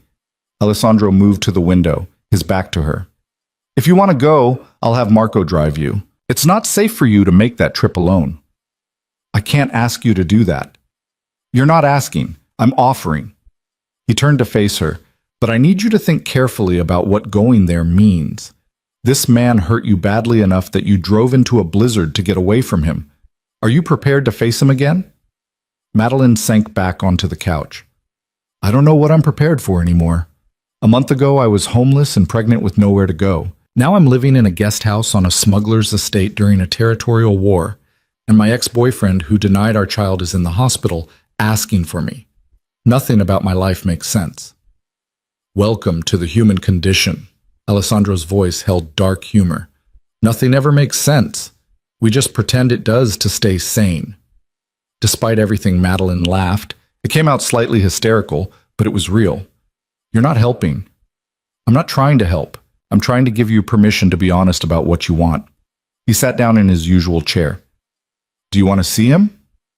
Part of me does. The part that remembers when things were good, before he became controlling and mean, before he threw me away like I was nothing. And the other part? Wants to let him suffer alone like he made me suffer. She looked at Alessandro. That makes me a terrible person, doesn't it? It makes you human. Anger is normal after betrayal. Is that why you're so angry at Victor? Because he betrayed some code you both should have followed? Alessandro smiled slightly. Victor and I were never friends. But yes, there are rules in this world, unwritten ones. He broke them by coming to my home. That's not something I can let stand. Even if it means more violence. Sometimes violence is the only language certain people understand. Madeline thought about that, about the world Alessandro inhabited where problems were solved with force and intimidation, where men like Victor existed who'd fire warning shots in the night. It should have repelled her. Instead, she found herself thinking that at least Alessandro's rules were clear. Marcus had pretended to love her while slowly isolating her from everyone else in her life. Alessandro had been honest from the beginning about who he was. "I'm not going," she said finally, "to see Marcus. Whatever he wants to say to me, he had his chance 2 months ago. I'm done giving him opportunities to hurt me." "Are you sure?" "No, but I'm doing it anyway." She pulled out her phone and blocked the hospital's number. "He made his choice when he threw me out. I'm making mine now." Alessandro nodded slowly. "For what it's worth, I think that takes more courage than going would have. Or maybe I'm just too tired to care anymore. Maybe, but you're still here, still working, still fighting for your future. That's not nothing." After he left, Madeline lay in bed thinking about Marcus in that hospital bed, asking for her, probably confused about why she wasn't coming. She felt guilty for maybe 30 seconds before remembering the look on his face when he'd called her a liar, the way he'd packed her things in garbage bags, the cold satisfaction in his voice when he told her to be gone by midnight. He'd made his bed. She didn't owe him comfort now that he was lying in it. The next morning, Angela mentioned that Alessandro had left before dawn for Seattle. "Business meeting?" Angela said vaguely. "He'll be back tomorrow." Madeline knew better. Seattle was where Victor was based. Alessandro hadn't gone for a business meeting. He'd gone to send another message, probably a more forceful one than the last. She tried not to worry, tried to focus on her translations and the nursery she was still putting together. But as the day wore on and Alessandro didn't call or text, the worry grew. What if Victor hurt him? What if this escalated into real violence and Alessandro didn't come back? The thought made her feel sick. Somewhere along the way, without meaning to, she'd started to care about him. Not just as an employer or benefactor, but as a person. Someone who'd shown her more kindness and respect in 2 months than Marcus had in 2 years. By evening, she was checking her phone obsessively. Finally, just after 9, a text came through. "Handled. Be home late tomorrow. Don't worry." Don't worry, like that was possible when he was off confronting violent criminals in their own territory. Madeline paced the guest house, too anxious to sit still. The baby was kicking more than usual, picking up on her stress. She put a hand on her stomach and tried to calm down. "Your mom is being irrational," she told the baby. "Getting worked up over a man who's basically a stranger. We barely know him." But that wasn't quite true anymore. She knew the way Alessandro took his coffee. Knew he worked until 3 in the morning when he was stressed. Knew he personally checked on his injured employees and upgraded security to keep pregnant translators safe, and carried the weight of his empire like it was the only thing standing between him and falling apart. She knew enough to care. That was the problem. The next day dragged. Madeline worked on translations with half her attention, the other half listening for the sound of Alessandro's SUV coming up the driveway. Angela brought lunch and stayed to chat, clearly trying to distract her, but it didn't help. Finally, just before sunset, she heard the engine. She forced herself to stay inside, to not run to the window like some worried wife waiting for her husband to return from war. But she watched through the curtains as Alessandro climbed out of the SUV, moving stiffly like he was hurt. She was out the door before she could stop herself. "Are you okay?" Alessandro looked surprised to see her. "I'm fine, just tired." "You're moving like you're in pain." "Bruised ribs, nothing serious." Madeline crossed the distance between them and saw the bruise darkening his jaw, the split in his lip that hadn't been there 2 days ago.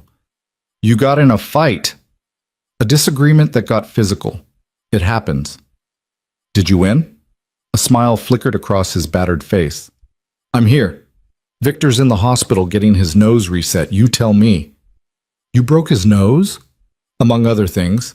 Alessandro's voice was cold. "He understands now that my home is off limits. We've reached an agreement about territory and operations. It won't be an issue again." Madeline wanted to ask for details, but didn't. She could see the violence in Alessandro's eyes, the barely contained fury that had driven him to Seattle to physically confront a man who'd threatened his domain. This was the part of him that scared her, the part that solved problems with his fists, that inhabited a world where broken noses were negotiating tactics. But he'd done it to protect his people, to protect her. "Come inside," she said. "Let me at least clean up your face." "Madeline, you took a beating to end this territorial dispute. The least I can do is help you not look like you lost a bar fight." He followed her into the guest house, sinking onto the couch with a barely suppressed wince. Madeline got the first aid kit Angela had insisted she keep, stocked and sat beside him. This might sting, she said, dabbing at the split in his lip with antiseptic. Alessandro didn't flinch. I've had worse. That's not comforting. She worked in silence, cleaning the cuts on his face, noting the bruises forming on his knuckles. He'd given as good as he got, probably better. The thought should have disturbed her more than it did. Thank you, Alessandro said quietly when she finished, for caring enough to patch me up. You protect the people under your care. Apparently I do too. Their eyes met and something passed between them, an understanding that went beyond words. They were both trying to survive in their own ways, both carrying damage from their pasts, both building something fragile and real out of the wreckage. The situation with Victor is settled, Alessandro said. You're safe here now. No more incidents, no more threats. You have my word. How can you be sure? Because Victor knows that if he breaks our agreement, I'll destroy him. Not just his business, everything, his reputation, his connections, his life. And he believes I'm capable of it because I proved it today. The ruthlessness in his voice should have terrified her. Instead, Madeline felt safer than she had in weeks. This was a man who kept his promises, who followed through on his threats, who protected what was his with absolute conviction. And somehow, despite never agreeing to it, she'd become his to protect. Get some rest, she said softly. You look like you're about to pass out. I should get back to the main house. You should stay here where someone can make sure you don't have a concussion. Alessandro raised an eyebrow. Is that your medical opinion? That's my opinion as someone who knows you'll work through the night if you go back to your office right now. She stood up. I have a guest room. Use it. Sleep. Heal. The Empire will survive one night without you hovering over it. He looked like he might argue, but exhaustion won. All right. One night. She showed him to the guest room and left him there, hearing him collapse onto the bed without bothering to undress. For a long moment she stood in the hallway thinking about the man sleeping 20 feet away, the criminal who'd saved her life, the protector who'd taken a beating to keep her safe, the stranger who somehow didn't feel like a stranger anymore. This was dangerous, she knew, letting herself care about Alessandro, letting herself feel safe in his world, letting down the walls she'd built after Marcus destroyed her trust. She was setting herself up for another kind of hurt. But as she went to bed that night, listening to Alessandro's quiet breathing through the wall, Madeline realized she didn't care. For better or worse, she'd chosen this. Chosen him. Chosen to stay in the fortress he'd built even when she knew the foundation was made of violence and illegal deals and all the things she should have run from. She'd stopped running. Whatever came next, she'd face it here. Alessandro was gone by the time Madeline woke up the next morning, the guest room empty and the bed neatly made. A note sat on her kitchen counter in his precise handwriting. Thank you for last night. Back to work. Don't forget your appointment with Dr. Shaw at 2. She'd completely forgotten about the prenatal checkup Angela had scheduled for her. 7 months pregnant now, the baby getting bigger every day, and she still sometimes felt unprepared for the reality of it. A tiny human depending on her for everything. The thought was terrifying. Dr. Shaw's office was 40 minutes away in a small town Madeline had never heard of. Marco drove her, silent as always, though she caught him checking the rearview mirror more often than necessary, still watching for threats even though Alessandro had supposedly settled things with Victor. The appointment went smoothly. The baby was healthy, growing right on schedule, heartbeat strong. Doctor. Shaw asked the usual questions about her living situation, her support system, whether she had everything she needed. Madeline gave the usual answers, carefully edited. She lived with her employer on his estate. Yes, she had plenty of support. No, the father wasn't involved. And you're sure about not finding out the sex? Dr. Shaw asked, not for the first time. I'm sure. I want to be surprised. What she didn't say was that knowing felt too real, too concrete. As long as the baby was just the baby, she could keep some emotional distance, could prepare herself without getting overwhelmed. Marcus had rejected this child's sight unseen. Madeline needed to be ready to love it enough for both parents. On the drive back, Marco's phone rang.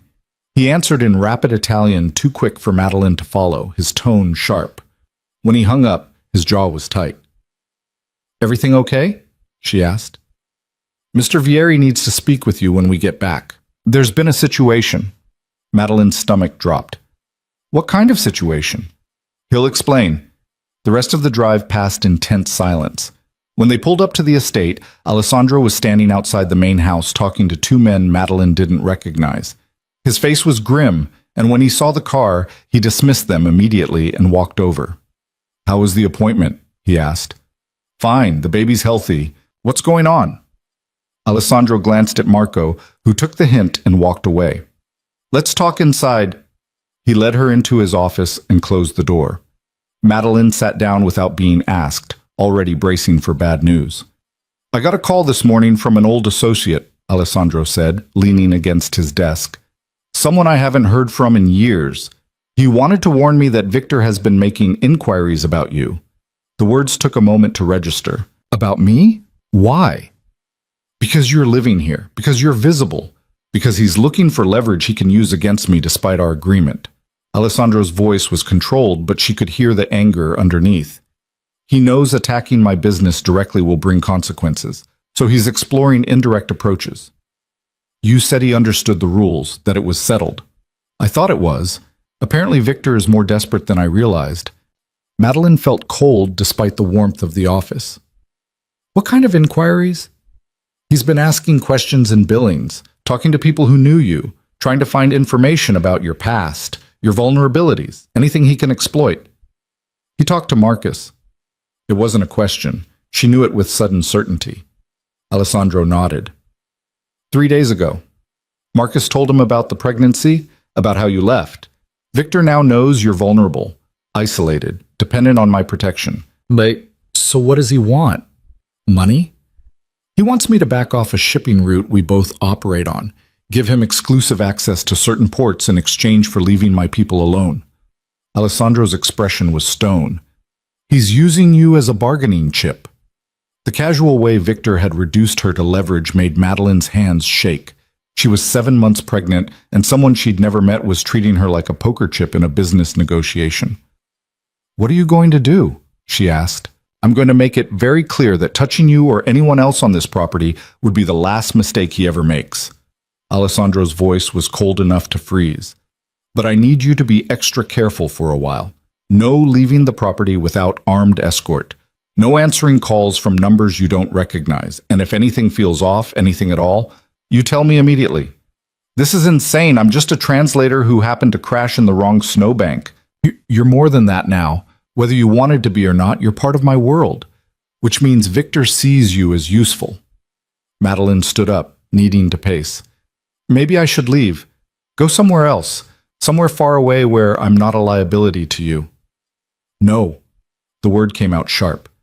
"That's exactly what he wants. He wants me to feel threatened enough to either give him what he's asking for or make a mistake by overreacting. I won't give him the satisfaction of either. So I just sit here and wait to be used as leverage?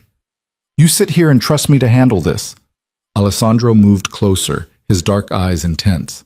"I know you're scared. I know this isn't what you signed up for, but running now would put you in more danger, not less. At least here I can protect you." "Can you? Really?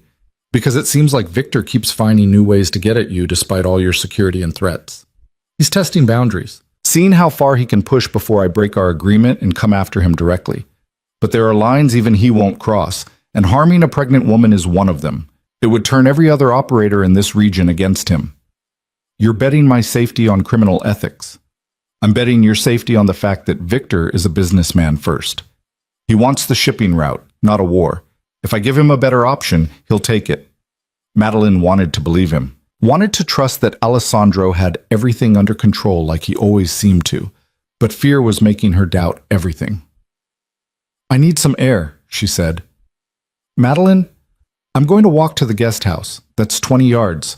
I think I can manage without an armed escort." She left before he could argue, stepping out into the cold afternoon. The security lights were already on, even though it was barely past 3. Everything about this place screamed fortress now. She'd been naive to think she could just work and save money and pretend the rest didn't matter. Angela intercepted her halfway to the guest house. "I heard," Angela said simply, "about Victor's inquiries. Does everyone know?"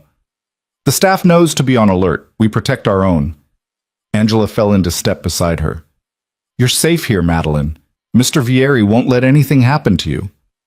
He can't control everything. No, but he can control more than you think. Angela squeezed her arm. I've worked for him for 8 years. I've seen him handle situations that would have destroyed other men.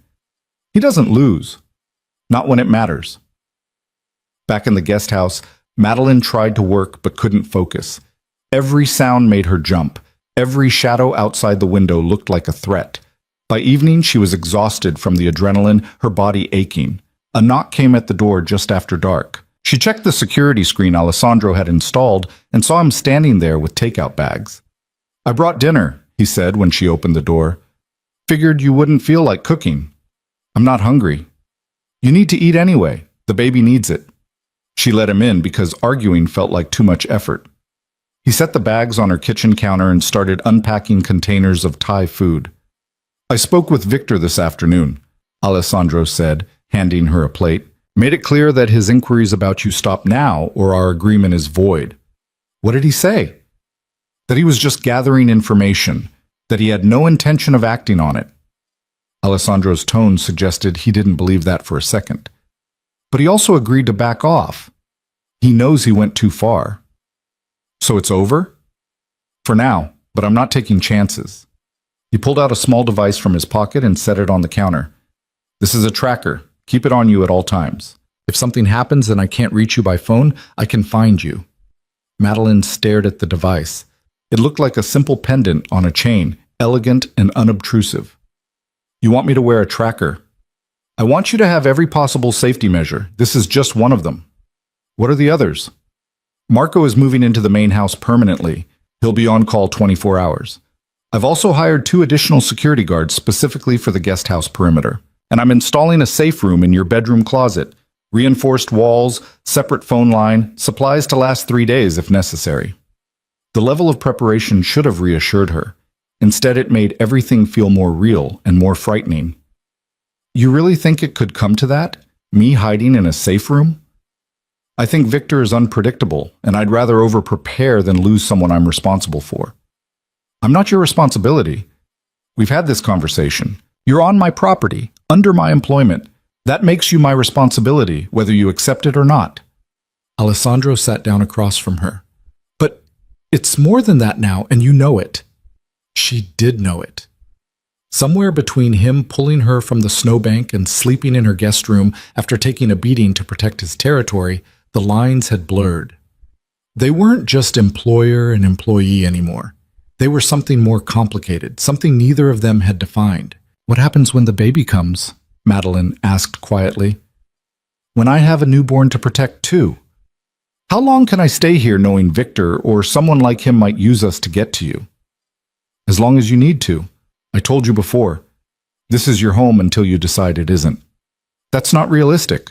Eventually Victor will escalate again, or someone new will appear, or your business will shift in a way that puts us in danger. I can't raise a child in the middle of a territorial war. Alessandro was quiet for a long moment, his expression unreadable. What if the war ended? What if I shifted my operations to legitimate business only? Madeline stared at him. You'd do that? I've been considering it for a while. The illegal side brings in good money, but it also brings constant headaches. Competitors like Victor, risks of getting caught, always looking over my shoulder. Maybe it's time to leave that behind. But your whole empire is built on it. My empire is built on connections and business sense. I can apply those to legal operations just as easily. It'll take time to transition, but it's possible. He met her eyes. If it means keeping you and your child safe, it's worth considering seriously. She didn't know what to say. Alessandro was talking about fundamentally changing his entire business model because a pregnant translator had stumbled into his life. It was too much, too fast. Don't make that decision because of me, she said. Make it because it's what you want. Maybe what I want has changed. Maybe having someone here who isn't part of that world has made me realize how tired I am of operating in the shadows. Before Madeline could respond, her phone rang. Unknown number. She looked at Alessandro, who nodded for her to answer. Hello? Madeline Carter? A man's voice, accented, Russian. Her blood went cold. Who is this? A friend of your employer. I wanted to introduce myself properly since Alessandro has been so protective of you. My name is Victor Kozlov. Alessandro was on his feet immediately, moving close enough to hear. His face was murderous. I don't know why you're calling me, Madeline said, trying to keep her voice steady. To apologize. Alessandro was quite upset about my inquiries into your background. I meant no disrespect. I was simply curious about the woman who has captured his attention so completely. I'm his translator, nothing more. Of course. Just as I am simply a businessman who occasionally competes with Alessandro for clients. We all play our roles, don't we? Victor's voice was smooth, almost friendly. I called to assure you that you have nothing to fear from me. Despite what Alessandro may have told you, I am not in the habit of harming innocent people. Then why the inquiries? Why the intimidation? Business negotiations, nothing personal. But I can see now that my methods have caused you unnecessary stress. Please accept my apologies. Alessandro grabbed the phone from her hand.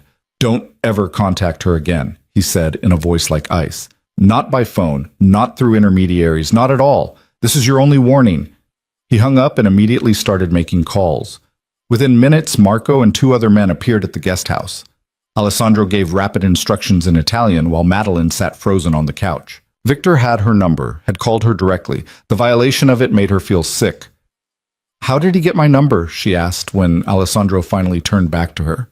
Marcus probably gave it to him, or he bought it from someone who had access to your old phone records. Alessandro crouched in front of her, his hands on her knees.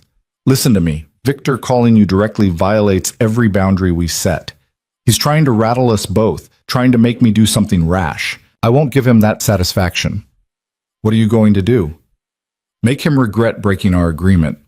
The cold promise in his voice should have scared her. Instead, Madeline felt a fierce satisfaction. Victor had made this personal by dragging her into it. Let him face the consequences. Marco stayed at the guest house that night, sleeping on the couch despite Madeline's protests that it wasn't necessary. Alessandro left to handle whatever retribution he was planning, his expression grim and determined. Madeline lay in bed staring at the ceiling, one hand on her stomach where the baby was kicking. 7 months along, and instead of preparing a nursery in peace, she was caught in the crossfire of a criminal turf war. This was insane. Everything about this situation was completely insane. But she didn't leave, didn't pack her bags and call a cab and run like every rational part of her brain was screaming for her to do. Because for all the danger and chaos, she felt safer here than she had anywhere else. Alessandro's protection was real. His commitment to keeping her safe was absolute. And somewhere along the way, she'd started trusting that more than she trusted her own judgment. That probably made her an idiot. But it was the truth. The next morning, Alessandro returned looking like he hadn't slept. He dismissed Marco and sat down heavily in Madeline's living room. It's handled, he said without preamble. Victor's operations in 3 key cities are currently being dismantled by federal authorities. Anonymous tips about tax evasion, customs violations, and falsified shipping documents. By the end of the week, he'll be too busy defending himself to worry about us. Madeline absorbed this. You reported him to the authorities. I gave them information they could verify independently. What they do with it is their choice. But you just destroyed his business. I removed his ability to threaten mine. There's a difference. Alessandro leaned back, exhaustion evident in every line of his face. He crossed a line by contacting you directly. I told him there would be consequences. And what about your business? Won't the authorities start looking at you too? My legitimate operations are clean. The other side is insulated enough that there's nothing connecting me directly. Victor wasn't as careful. He made himself vulnerable. So this was always a possibility.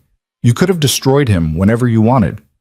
Yes, but I preferred to maintain the balance. Live and let live. Operate in our own territories. Respect boundaries. Victor forced my hand by going after you. Madeline studied his face, seeing the ruthlessness there, but also the exhaustion. You didn't want to do this. No. Despite everything, Victor and I had an understanding. We weren't friends, but we weren't enemies either. Now he is an enemy, and that limits my options in the future. But he left me no choice when he brought you into it. So what happens now? Now we wait. Victor will be too busy with federal investigations to cause trouble. His associates will distance themselves to avoid being caught up in it. In 6 months, maybe a year, his operation will be completely dismantled, and someone new will move into that territory. Someone I'll have to negotiate with all over again. Alessandro rubbed his eyes. But you'll be safe. That's what matters. You keep saying that I'm what matters. Because it's true. Why? I'm just someone you found in a snowbank. You don't owe me this level of protection. Alessandro looked at her for a long moment, something shifting in his expression. You want honesty? Always. Because you remind me that there's more to life than power and territory and winning. Because having you here has made me question choices I've made for the last 15 years. Because when I think about something happening to you, I feel a fear I haven't felt since I watched my mother die. He stood up abruptly. That's why. Whether that's fair to you or not, that's the truth. He left before she could respond, the door closing quietly behind him. Madeline sat in the silence of her living room, her heart pounding, trying to process what he'd just admitted. He cared about her, not as an employee or a responsibility, but as a person. Someone who mattered to him in a way that went beyond professional boundaries. And the terrifying part was that she felt the same way. The weeks that followed were strange. Victor's operation collapsed exactly as Alessandro had predicted, the federal investigation spreading like wildfire through his network. Alessandro watched it happen with grim satisfaction, checking in with his contacts daily to track the progress. Madeline threw herself into work and preparing for the baby. The nursery was finally coming together. A crib Angela had insisted on buying, a changing table, tiny clothes that seemed impossibly small.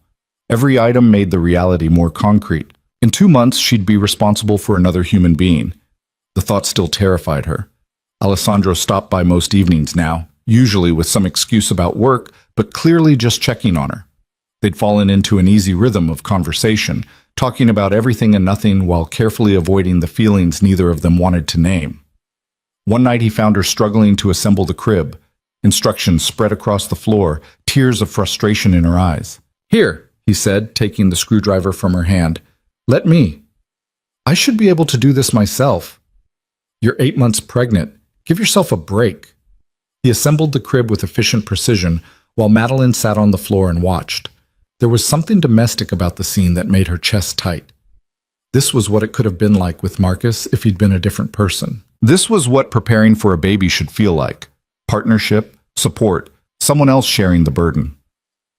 Thank you, she said when the crib stood complete and sturdy. You're welcome. Alessandro looked around the nursery, taking in the soft colors, the stuffed animals, the tiny diapers stacked neatly. You're going to be a good mother. How do you know?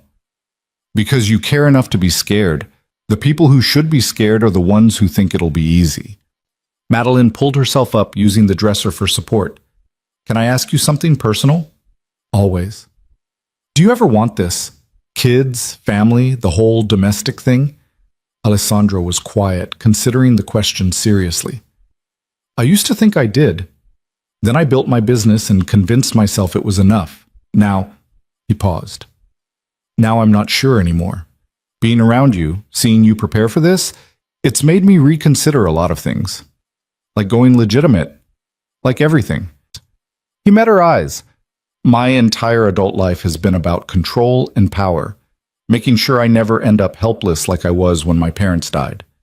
But watching you these past months, watching you rebuild your life from nothing with courage, I'm not sure I'd have in your position. It's changed my perspective. I'm not courageous, I'm just desperate. You're both, and you're stronger than you give yourself credit for. Alessandro moved closer, his voice soft. You could have given up a dozen times. In that snowbank, when you woke up in a stranger's house, when you learned about my business, when Victor started making threats. You had every reason to quit, but you're still here, still fighting. Maybe I'm just stubborn. Stubbornness is underrated. He smiled, and it reached his eyes for the first time in days. I'm glad you stayed, Madeline. Whatever comes next, I'm glad you're here. She wanted to close the distance between them, wanted to cross the invisible line they'd been dancing around for months. But the baby chose that moment to kick hard enough to make her gasp. You okay? Alessandro asked immediately. Yeah, just... She took his hand and placed it on her stomach. Feel that? His eyes widened as the baby kicked again, strong and insistent. That's incredible. That's my life for the past 4 months. This kid never stops moving. Alessandro kept his hand there, feeling the movements, something soft and wondering in his expression. This was the man who'd broken Victor's nose and dismantled a criminal empire, looking at her pregnant belly like it was the most miraculous thing he'd ever witnessed. Have you picked a name? He asked. Not yet. I keep changing my mind. You'll know when you meet her. Her? Or him? I have a feeling it's a girl, though. Madeline laughed. Based on what? Your extensive experience with pregnancy? Based on the fact that she kicks like she already knows how to get what she wants. That's definitely a girl.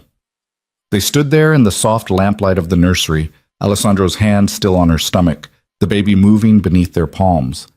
The moment felt significant in a way Madeline couldn't quite define. Like something was shifting between them, moving towards something neither of them had planned but both of them wanted. The spell broke when Alessandro's phone rang. He checked it and his expression darkened. I have to take this. Business. He left quickly, the warmth of the moment evaporating. Madeline heard him on the phone outside, his voice sharp and commanding. The reminder that no matter how domestic this felt sometimes, Alessandro still lived in a world of threats and negotiations and violence. She placed her hand where his had been and felt the baby kick again. In 2 months, this child would be here, real and demanding and completely dependent on her. And she still had no idea how to navigate raising a baby while living in the shadow of a criminal empire, even one that was supposedly going legitimate. That night, alone in her bed, Madeline made a decision. She pulled out her laptop and started researching apartments in nearby cities, places she could afford with her salary, places with good schools and safe neighborhoods, places far enough from Alessandro's world that her child wouldn't grow up surrounded by armed guards and territorial disputes. She loved what she'd built here, loved the safety and stability, loved the work, loved the strange family she'd found in Angela and Marco, and even Alessandro himself. But love wasn't enough when a child's future was at stake. She needed to start planning her exit before she got in any deeper, before leaving became impossible. The apartment listings blurred through her tears. She was 7 months pregnant and planning to walk away from the only real security she'd known in years, planning to raise her child alone because staying meant accepting a level of risk she couldn't justify. It was the right choice, the smart choice. So why did it feel like her heart was breaking? Madeline kept the apartment listing saved on her laptop for 3 days before Angela found them. She'd left the computer open on the kitchen counter while she went to shower, and when she came back, Angela was standing there staring at the screen, her expression unreadable. "You're planning to leave," Angela said. Not a question. Madeline wrapped her bathrobe tighter, feeling exposed. "I'm just looking at options." "Options for what? You have everything you need here." "I have everything except certainty that my child will be safe. There's a difference." Angela closed the laptop carefully. "Have you told Mr. Vieri?" "There's nothing to tell yet. I'm just researching." "He'll be devastated." "He'll understand. He's the one who said I could leave whenever I wanted." Angela gave her a look that suggested she was being willfully naive. "He said that when he thought you'd never actually do it. Things have changed since then, and you know it." Madeline sat down heavily at the table. "That's exactly why I need to go. Because things have changed. Because somewhere along the way this stopped being just a job and a place to stay, and I can't afford to let it become something more." "Why not?" "Because I'm about to have a baby. Because I can't make decisions based on feelings when there's a child involved. Because Alessandro lives in a world where people like Victor exist. And no matter how many precautions he takes, that danger will always be there." Angela was quiet for a moment, then sat down across from her. "I'm going to tell you something I've never told anyone. 8 years ago, I was working at a hospital in Seattle. My husband had just died of cancer. I was drowning in medical debt, and I was stealing medication to sell on the side just to keep my house. I got caught. Would have gone to prison if Mr. Vieri hadn't intervened." Madeline stared at her. "Alessandro got you out of it?" "He paid my debts, hired a lawyer who got the charges reduced to probation, and offered me a job here. I asked him why he'd help a stranger, and do you know what he said? He said everyone deserves a second chance at building a life. That just because you've made mistakes doesn't mean you're beyond redemption.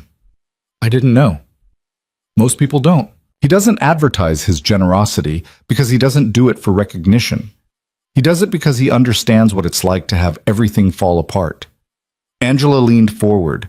You think you're just another obligation to him, another responsibility he's taken on, but you're not. You're the first person in years who's made him want something beyond just survival and success. That doesn't change the fact that his world is dangerous. Life is dangerous. You could move to some apartment in a safe neighborhood and get hit by a car tomorrow. Or your baby could get sick. Or 100 other things could go wrong that have nothing to do with Alessandro's business. You can't eliminate risk. You can only decide who you want facing it with you. Madeline wanted to argue but couldn't find the words. Angela was right, and that was the problem. She'd spent so long convincing herself that leaving was the smart choice that she hadn't stopped to consider whether it was what she actually wanted. I don't know how to do this, she said quietly. How to let myself care about someone again after Marcus. How to trust that Alessandro won't turn into something different once I'm dependent on him. Alessandro isn't Marcus. He's proven that 100 times over. Angela stood up. But you're right that you need to be sure. Your baby deserves a mother who's committed to the life she's choosing, not one who's constantly planning escape routes. So figure out what you really want, Madeline, then make a choice and stick with it. After Angela left, Madeline sat at the table for a long time, her hands on her stomach, feeling the baby move. Figure out what you really want, like it was that simple. What she wanted was impossible, safety and stability without giving up the connection she'd built with Alessandro. She wanted the security of his protection without the danger that came with it. She wanted to raise her child in peace while still being part of the strange family she'd found here. She wanted everything, and that wasn't how life worked. That evening, Alessandro stopped by with dinner like he'd been doing most nights. He seemed distracted, his mind clearly elsewhere, barely touching his food. Something wrong? Madeline asked. Just business complications. Nothing you need to worry about. Is it Victor? I thought that was handled. It is. This is something else. He set down his fork. One of my shipping clients in Italy is being investigated for fraud. If the authorities dig deep enough, they might find connections to some of my less legitimate operations. I'm working on damage control. Will you be okay? I always am. But he didn't sound convinced. Madeline watched him push food around his plate, seeing the weight he carried. This was his life. Constant problems, constant threats, always one step ahead of disaster. And he'd offered to walk away from it all for her. Alessandro, she said carefully, were you serious about going legitimate? He looked up, surprised by the question. Yes. Why? Because I need to know if that's really something you want or if you're just saying it because you think it's what I need to hear. Alessandro was quiet for a moment, considering his answer. At first, I'll admit, it was more about keeping you here, about removing the obstacles that made you question whether staying was safe. But the more I've thought about it, the more I realize it's something I should have done years ago. Why didn't you? Pride, mostly. I built my empire the way I did because it proved I could survive and thrive despite everything that had been taken from me. Walking away felt like admitting I couldn't handle it. He leaned back. But lately I've been asking myself what I'm actually building toward. What's the end game, just accumulating more money and power until I die? That's not much of a legacy. So what would you want instead? Something real. Something that matters beyond just winning territorial disputes with people like Victor. He met her eyes. Something like the family I lost when my parents died. The honesty in his voice made Madeline's throat tight. You can't build a family just to fill a void. I know. But maybe I can build a life that has room for more than just business and survival. Maybe I can be someone who doesn't have to sleep with a gun under his pillow and enemies at his gate. That's a big change. I'm aware. But I think I'm finally ready for it. He paused. The question is whether you'd be willing to stay long enough to see if I can actually pull it off. There it was. The real question underlying everything. Not whether she was safe here, but whether she was willing to bet her future on Alessandro becoming the man he wanted to be. I don't know, Madeline said honestly. I want to. But I'm scared of making another mistake, of trusting someone who'll let me down when it matters most. I can't promise I won't make mistakes, but I can promise I'll never throw you out in the middle of the night or deny your child. I can promise that whatever happens, you'll always have a place here." Alessandro's voice was steady, certain. "I know that's not enough. I know you need more than just my word after what Marcus did. But it's all I have to offer right now." Before Madeline could respond, her water broke. It happened so suddenly she didn't register it at first, just warmth spreading down her legs, soaking into the chair. Then the first contraction hit, sharp and undeniable, and she gasped. "Madeline?" Alessandro was on his feet immediately. The baby's coming." His face went pale. "You're only 36 weeks, it's too early." "Tell that to the baby." Another contraction, stronger. "We need to get to the hospital." Alessandro was already on his phone, calling for Marco, his voice sharp and commanding. Within minutes, Madeline was in the SUV with Alessandro beside her, Marco driving like his life depended on getting them there fast. The contractions were coming every 5 minutes now, each one stronger than the last. Madeline gripped Alessandro's hand hard enough to hurt, focusing on breathing through the pain. "You're okay," Alessandro kept saying, though she wasn't sure if he was talking to her or himself. "You're both going to be okay." The hospital was 40 minutes away. Madeline lost track of time somewhere around minute 20, the contractions blending into one continuous wave of pain. She was vaguely aware of Alessandro on the phone with the hospital, giving them updates, demanding they have everything ready. They pulled up to the emergency entrance, and suddenly there were nurses with a wheelchair lifting her out of the SUV, rushing her inside. Alessandro stayed with her, refusing to let go of her hand even when the nurses tried to separate them. "I'm not leaving her," he said, in a tone that left no room for argument. The delivery room was bright and sterile and nothing like the peaceful water birth Madeline had imagined during her prenatal classes. The doctor kept saying the baby was in distress, that they needed to work fast, that 4 weeks early wasn't ideal, but they'd handle it. Madeline barely heard any of it through the pain. She just held on to Alessandro's hand and pushed when they told her to push and tried not to think about all the things that could go wrong. Then suddenly there was crying, high-pitched and angry and absolutely beautiful. "It's a girl," the doctor said, holding up a tiny red-faced baby covered in vernix. "Small but healthy. Good lungs on her."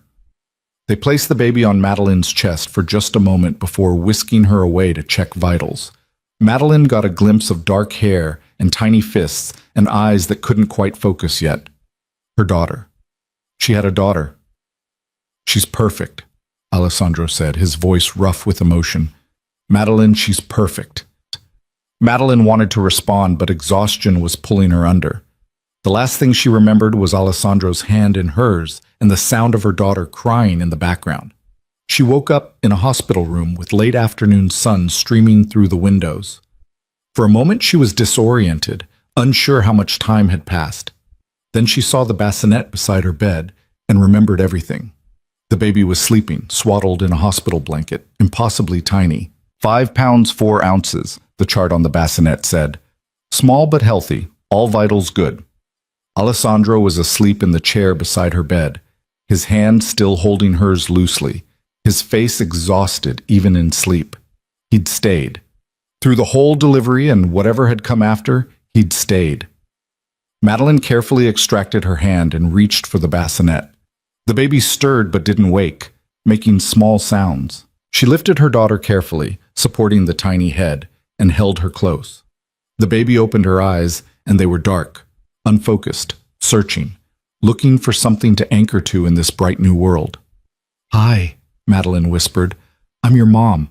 I know I have no idea what I'm doing, but I promise I'll figure it out." The baby made a small sound that might have been agreement or might have been hunger. Madeline attempted to nurse, fumbling with positions until a nurse came in to help. It took several tries, but eventually the baby latched on and started feeding. Alessandro woke up during this, watching quietly. When the baby finished and fell back asleep, he spoke. "Have you picked a name?" Madeline looked down at the tiny person in her arms. She'd gone through 100 names over the past months, unable to commit to any of them. But now, holding her daughter, one name felt right. Sophia, she said. It means wisdom. I figure she'll need a lot of that to survive having me as a mother. Alessandro smiled. Sophia Carter, it's perfect. Sophia Carter Vieri, actually. The words came out before Madeline had fully thought them through. If that's okay with you. You were there when she came into the world. You've protected us both when you didn't have to. That deserves recognition. Madeline, I'm not asking you to be her father, but I want her to know that there was someone who cared enough to stay, who made sure we both survived. She looked up at him. Is that okay? Alessandro's eyes were suspiciously bright. It's more than okay. It would be an honor. He reached out and Sophia wrapped her tiny hand around his finger, holding on with surprising strength. Alessandro stared at that small hand like it was the most miraculous thing he'd ever seen. She's got a good grip, he said. She's going to be strong. She'll have to be, with me as a mother. You're going to be a great mother. You already are. The nurse came in to check vitals and give Madeline instructions about feeding schedules and warning signs to watch for. Sophia was healthy but small, so they'd need to monitor her weight closely. The pediatrician wanted to keep them both for at least 3 days to make sure everything was stable. Alessandro left reluctantly to make phone calls and handle business, promising to be back within the hour. Madeline used the time to just stare at her daughter, memorizing every tiny feature. The dark hair, the button nose, the way her mouth moved even in sleep like she was dreaming of feeding. This was hers, this tiny person who'd survived everything, the crash, the cold, the stress of the past months, who decided to arrive a month early as if she was impatient to finally meet the world. When Alessandro returned, he brought Angela and Maria with him. Angela immediately started fussing over both Madeline and Sophia while Maria unpacked bags of supplies and food. We're setting up the nursery properly, Angela announced. Everything will be ready when you come home. Home. The word settled something in Madeline's chest. The guest house was home, the estate was home, these people who'd gathered around her hospital bed were family. She'd been so focused on planning her escape that she'd missed the fact that she'd already found what she was looking for. The 3 days in the hospital passed in a blur of feedings and diaper changes and learning how to care for a newborn. Alessandro visited every day, bringing food and handling the hospital staff with the same commanding efficiency he applied to everything else. He held Sophia like she was made of glass, talking to her in Italian, telling her stories about his family that he'd never shared with Madeline. On the 3rd day, the pediatrician cleared them to go home. Alessandro had arranged for a car seat and had Marco bring the SUV around. The drive back to the estate felt surreal. Madeline kept checking the rear-view mirror where Sophia was sleeping, hardly believing this was real. The guest house looked different somehow. The nursery was fully set up now, everything organized and ready. There was a rocking chair by the window that hadn't been there before, a nightlight shaped like stars, a sound machine already playing soft white noise. Angela insisted on the finishing touches, Alessandro said. She's been working on it for days. Madeline settled Sophia in the crib, watching her sleep. The baby looked even tinier in the proper crib, but she seemed content, her face peaceful. Thank you, Madeline said, for everything, for being there, for staying, for all of this. You don't need to thank me. I do. Because you didn't have to do any of it, and you did anyway. She turned to face him. I was planning to leave before Sophia came early. I had apartment listings saved, a whole plan worked out. Alessandro's expression didn't change. I know. Angela told me. You knew and you didn't say anything? What would I have said? That you couldn't leave? That you owed me? You don't owe me anything, Madeline. You never did. He moved closer. I just hoped that eventually you'd realize you didn't want to go. I don't. Want to go, I mean. The admission felt monumental. I want to stay here and raise Sophia where she's safe and surrounded by people who care about her. I want to keep working for you and building something stable. She paused, gathering courage. I want to see if this thing between us could be something real. Alessandro went very still. Are you sure? Because once we cross that line, there's no going back to just employer and employee. I haven't thought of you as just my employer in months. Maybe since the beginning, if I'm honest. Madeline stepped closer. I'm terrified, Alessandro. Terrified of trusting someone again. terrified of making another mistake, terrified of everything. But I'm more scared of walking away and spending the rest of my life wondering what might have been. I'm terrified too, Alessandro admitted. I haven't let anyone this close in years. I don't know how to be what you need. I'm going to make mistakes. So will I. But maybe we can make them together. He closed the distance between them and kissed her, gentle and careful, like she might break. Madeline kissed him back, pouring months of fear and hope and wanting into it. When they pulled apart, Alessandro rested his forehead against hers. I'm going legitimate, he said, starting tomorrow. I've already been working on it, selling off the problematic assets, cutting ties with questionable partners. It'll take time to fully transition, but I'm done with that life. Don't do it just for me. I'm doing it for all of us. You, Sophia, whatever family we might build. I want to be someone my daughter can be proud to know. He pulled back to look at her. Yes, I said my daughter. If you meant what you said about her name, then I want to be a real father to her. Not just someone who provides security, but someone who's actually present. Madeline felt tears spill over. She'd be lucky to have you. I'm the lucky one. Alessandro wiped her tears with his thumb. I was dying in a different kind of cold before you came along. You gave me a reason to want more than just survival. Sophia chose that moment to wake up crying. Madeline laughed through her tears and went to pick up her daughter. Alessandro followed, watching as she settled in the rocking chair to nurse. What happens now? Madeline asked. Now we figure it out as we go. I'll keep dismantling the illegal operations. You'll keep translating and being brilliant at it. We'll raise Sophia together and probably mess up 100 times before we get it right. He sat on the floor beside the rocking chair. And maybe, eventually, when you're ready, we'll make this official. Official? Marriage, partnership, whatever you want to call it. A real commitment. Alessandro looked up at her. But only when you're ready. When you trust that I'm not going anywhere. That could take a while. I'm pretty damaged. So am I. We'll be damaged together. The weeks that followed were chaos in the best possible way. Sophia slept in 3-hour stretches at first, which meant no one slept much. Madeline stumbled through feedings and diaper changes in moments of sheer panic when the baby wouldn't stop crying.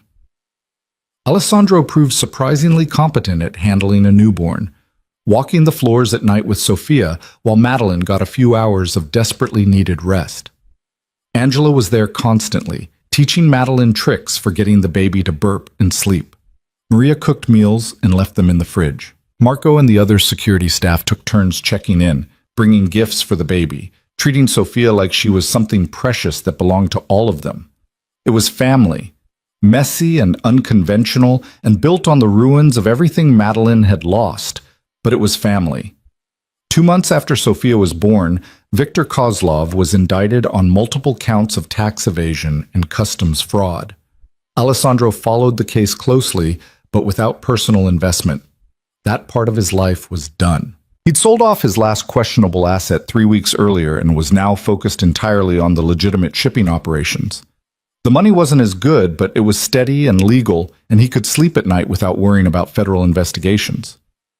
No regrets? Madeline asked him one evening as they watched Sophia sleep in her crib. None. Well, maybe one. I should have done this years ago. He wrapped an arm around her waist.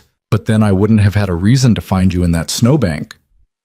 So what I'm hearing is that almost dying in a blizzard was the best thing that ever happened to me.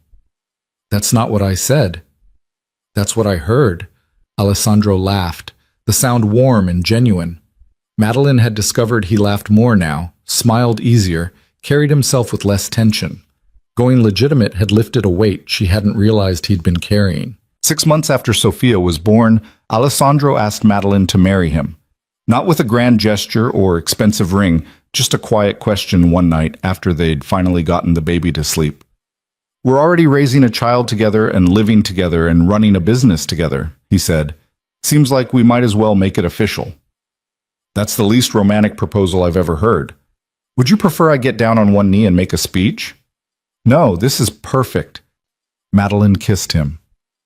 Yes, I'll marry you. They got married 3 months later in a small ceremony with just staff and a few of Alessandro's business associates. Sophia was 8 months old and spent the entire ceremony trying to eat the flower petals Angela had scattered. It was chaotic and imperfect, and exactly what Madeline wanted.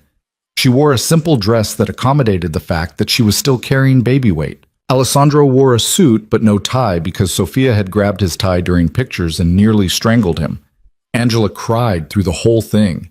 Marco actually smiled, which Madeline had decided was the true miracle of the day. When the officiant asked if they promised to love each other through whatever came next, Madeline thought about the snowbank where this had all started. The moment Alessandro had pulled her from death and given her a second chance at everything. "I do," she said, meaning it with every part of herself. "I do," Alessandro echoed, his hand solid and warm in hers. They honeymooned at the estate because Sofia was too young to travel and Madeline wasn't ready to be away from her for extended periods. But Alessandro had the main house prepared like a resort, candles and wine and all the privacy they could want, while Angela and Maria handled baby duty for a few days. "This is nice," Madeline said, curled against him on the couch. "Domestic bliss and all that. Is it what you imagined when you left Billings that night?" "I didn't imagine anything. I just wanted to stop hurting." She looked up at him. "I definitely didn't imagine ending up married to a reformed smuggler with a baby and a found family in Montana. Life's funny that way." "Yeah, funny." But it wasn't really funny, Madeline thought. It was miraculous. The odds of everything falling into place the way it had. Alessandro being on that road the night she crashed. Him being the kind of man who'd help rather than ignore. Her staying despite every reason to run. Sofia arriving early and forcing decisions that needed to be made. Any one thing different and she'd be somewhere else, alone and struggling and missing this life she'd accidentally built. Sofia started crying from the main house. Madeline started to get up, but Alessandro pulled her back. "Angela's got her. We have 2 more hours of alone time, and I plan to use them." Bossy. "You knew that when you married me." She had. She'd known everything about him, the violence and the control and the ruthlessness. She'd known and chosen him anyway because underneath all of that was a man who'd lost everything and rebuilt himself through sheer will. A man who protected the people he loved with absolute conviction. A man who'd changed his entire life because she'd asked him to. That night, after they'd retrieved Sofia and settled her in the nursery, Madeline stood looking out the window at the estate grounds. The security lights were still there, but they felt less like prison searchlights now. They were just precautions, normal safety measures for a family living on a large property. Alessandro came up behind her, wrapping his arms around her waist. "What are you thinking about?" "How different everything is from a year ago. How I drove into that blizzard thinking my life was over, and instead it was just beginning." "You saved yourself. I just gave you a place to land." "We saved each other. You said I reminded you there was more to life than power and territory. That's a kind of saving, too." Sofia made a sound from the crib, not quite crying, but close. Madeline went to her, lifting her daughter and rocking her gently. Alessandro joined them, the 3 of them together in the soft lamplight. "Tell her the story," Madeline said, "about how we met." Alessandro smiled and started speaking in Italian, his voice low and melodic. Madeline didn't catch every word, but she understood the important parts. A woman lost in a storm. A man who chose to stop. 2 broken people building something whole from the fragments of what they'd survived. It was their origin story, messy and dangerous and real. Not a fairy tale with a perfect prince and a helpless princess. Just 2 people who'd found each other when they both needed saving and decided to do the hard work of building a life together. Sofia fell asleep listening to her father's voice, secure in the knowledge that she was loved and wanted and protected. Madeline held her daughter and leaned against her husband and felt something settle deep in her chest. This was home. Not the guest house or the estate or Montana, this feeling right here of being safe and seen and chosen, of having people who'd stand beside her through whatever came next, of Sofia growing up surrounded by love instead of the rejection her father had given her. Marcus had thrown them both away like they were nothing. Alessandro had proven they were everything. "Thank you," Madeline whispered. "For what?" "For stopping that night, for pulling me out of the snow, for every choice you made that led to this moment." Alessandro kissed her forehead. "Thank you for staying, for trusting me enough to build this with me." Outside, snow began to fall again, gentle and soft, covering the grounds in white. Madeline watched it through the window and felt no fear. The snow had nearly killed her once, But it had also brought her here, to this life, this family, this future she'd never dared to dream of. She'd driven into a blizzard with nothing and come out the other side with everything that mattered. That was how the story ended. Not with perfect happiness or easy answers, but with hard-won peace and the quiet certainty that whatever storms came next, they'd weather them together. Sophia stirred in her arms, making the small sounds that meant she'd be hungry soon. Madeline settled into the rocking chair while Alessandro sat on the floor beside them, his hand resting on her knee. This was their life now. Midnight feedings and business calls and the complicated work of being a family. It wasn't the life Madeline had planned. It was better. Years later, when Sophia was old enough to ask, Madeline would tell her about the night everything changed, about the blizzard and the crash and the man who'd appeared when hope was gone. She'd tell her daughter that sometimes salvation comes from unexpected places, and sometimes the scariest choices lead to the best outcomes. But mostly, she'd tell Sophia that she was loved, that she'd been wanted and fought for from the moment she existed, that the family they'd built, unconventional and imperfect and fierce, was real and lasting and worth every risk it had taken to create. Because in the end, that was what mattered. Not the beginning or the obstacles or the mistakes made along the way. Just the choice to stay, to fight, to build something worth keeping. Madeline had made that choice in a guest house in Montana, holding translations she didn't want to finish and staring at apartment listings she didn't want to pursue. She'd made it again in a hospital room, giving her daughter Alessandro's name. And she'd make it every day for the rest of her life. The choice to stay, to trust, to love. The snow fell quietly outside, covering the world in white. Inside, the lights were warm and the baby was fed and the man she loved was right beside her. It was enough. It was everything. And Madeline Carter Vieri, translator, mother, wife, survivor, was finally completely home.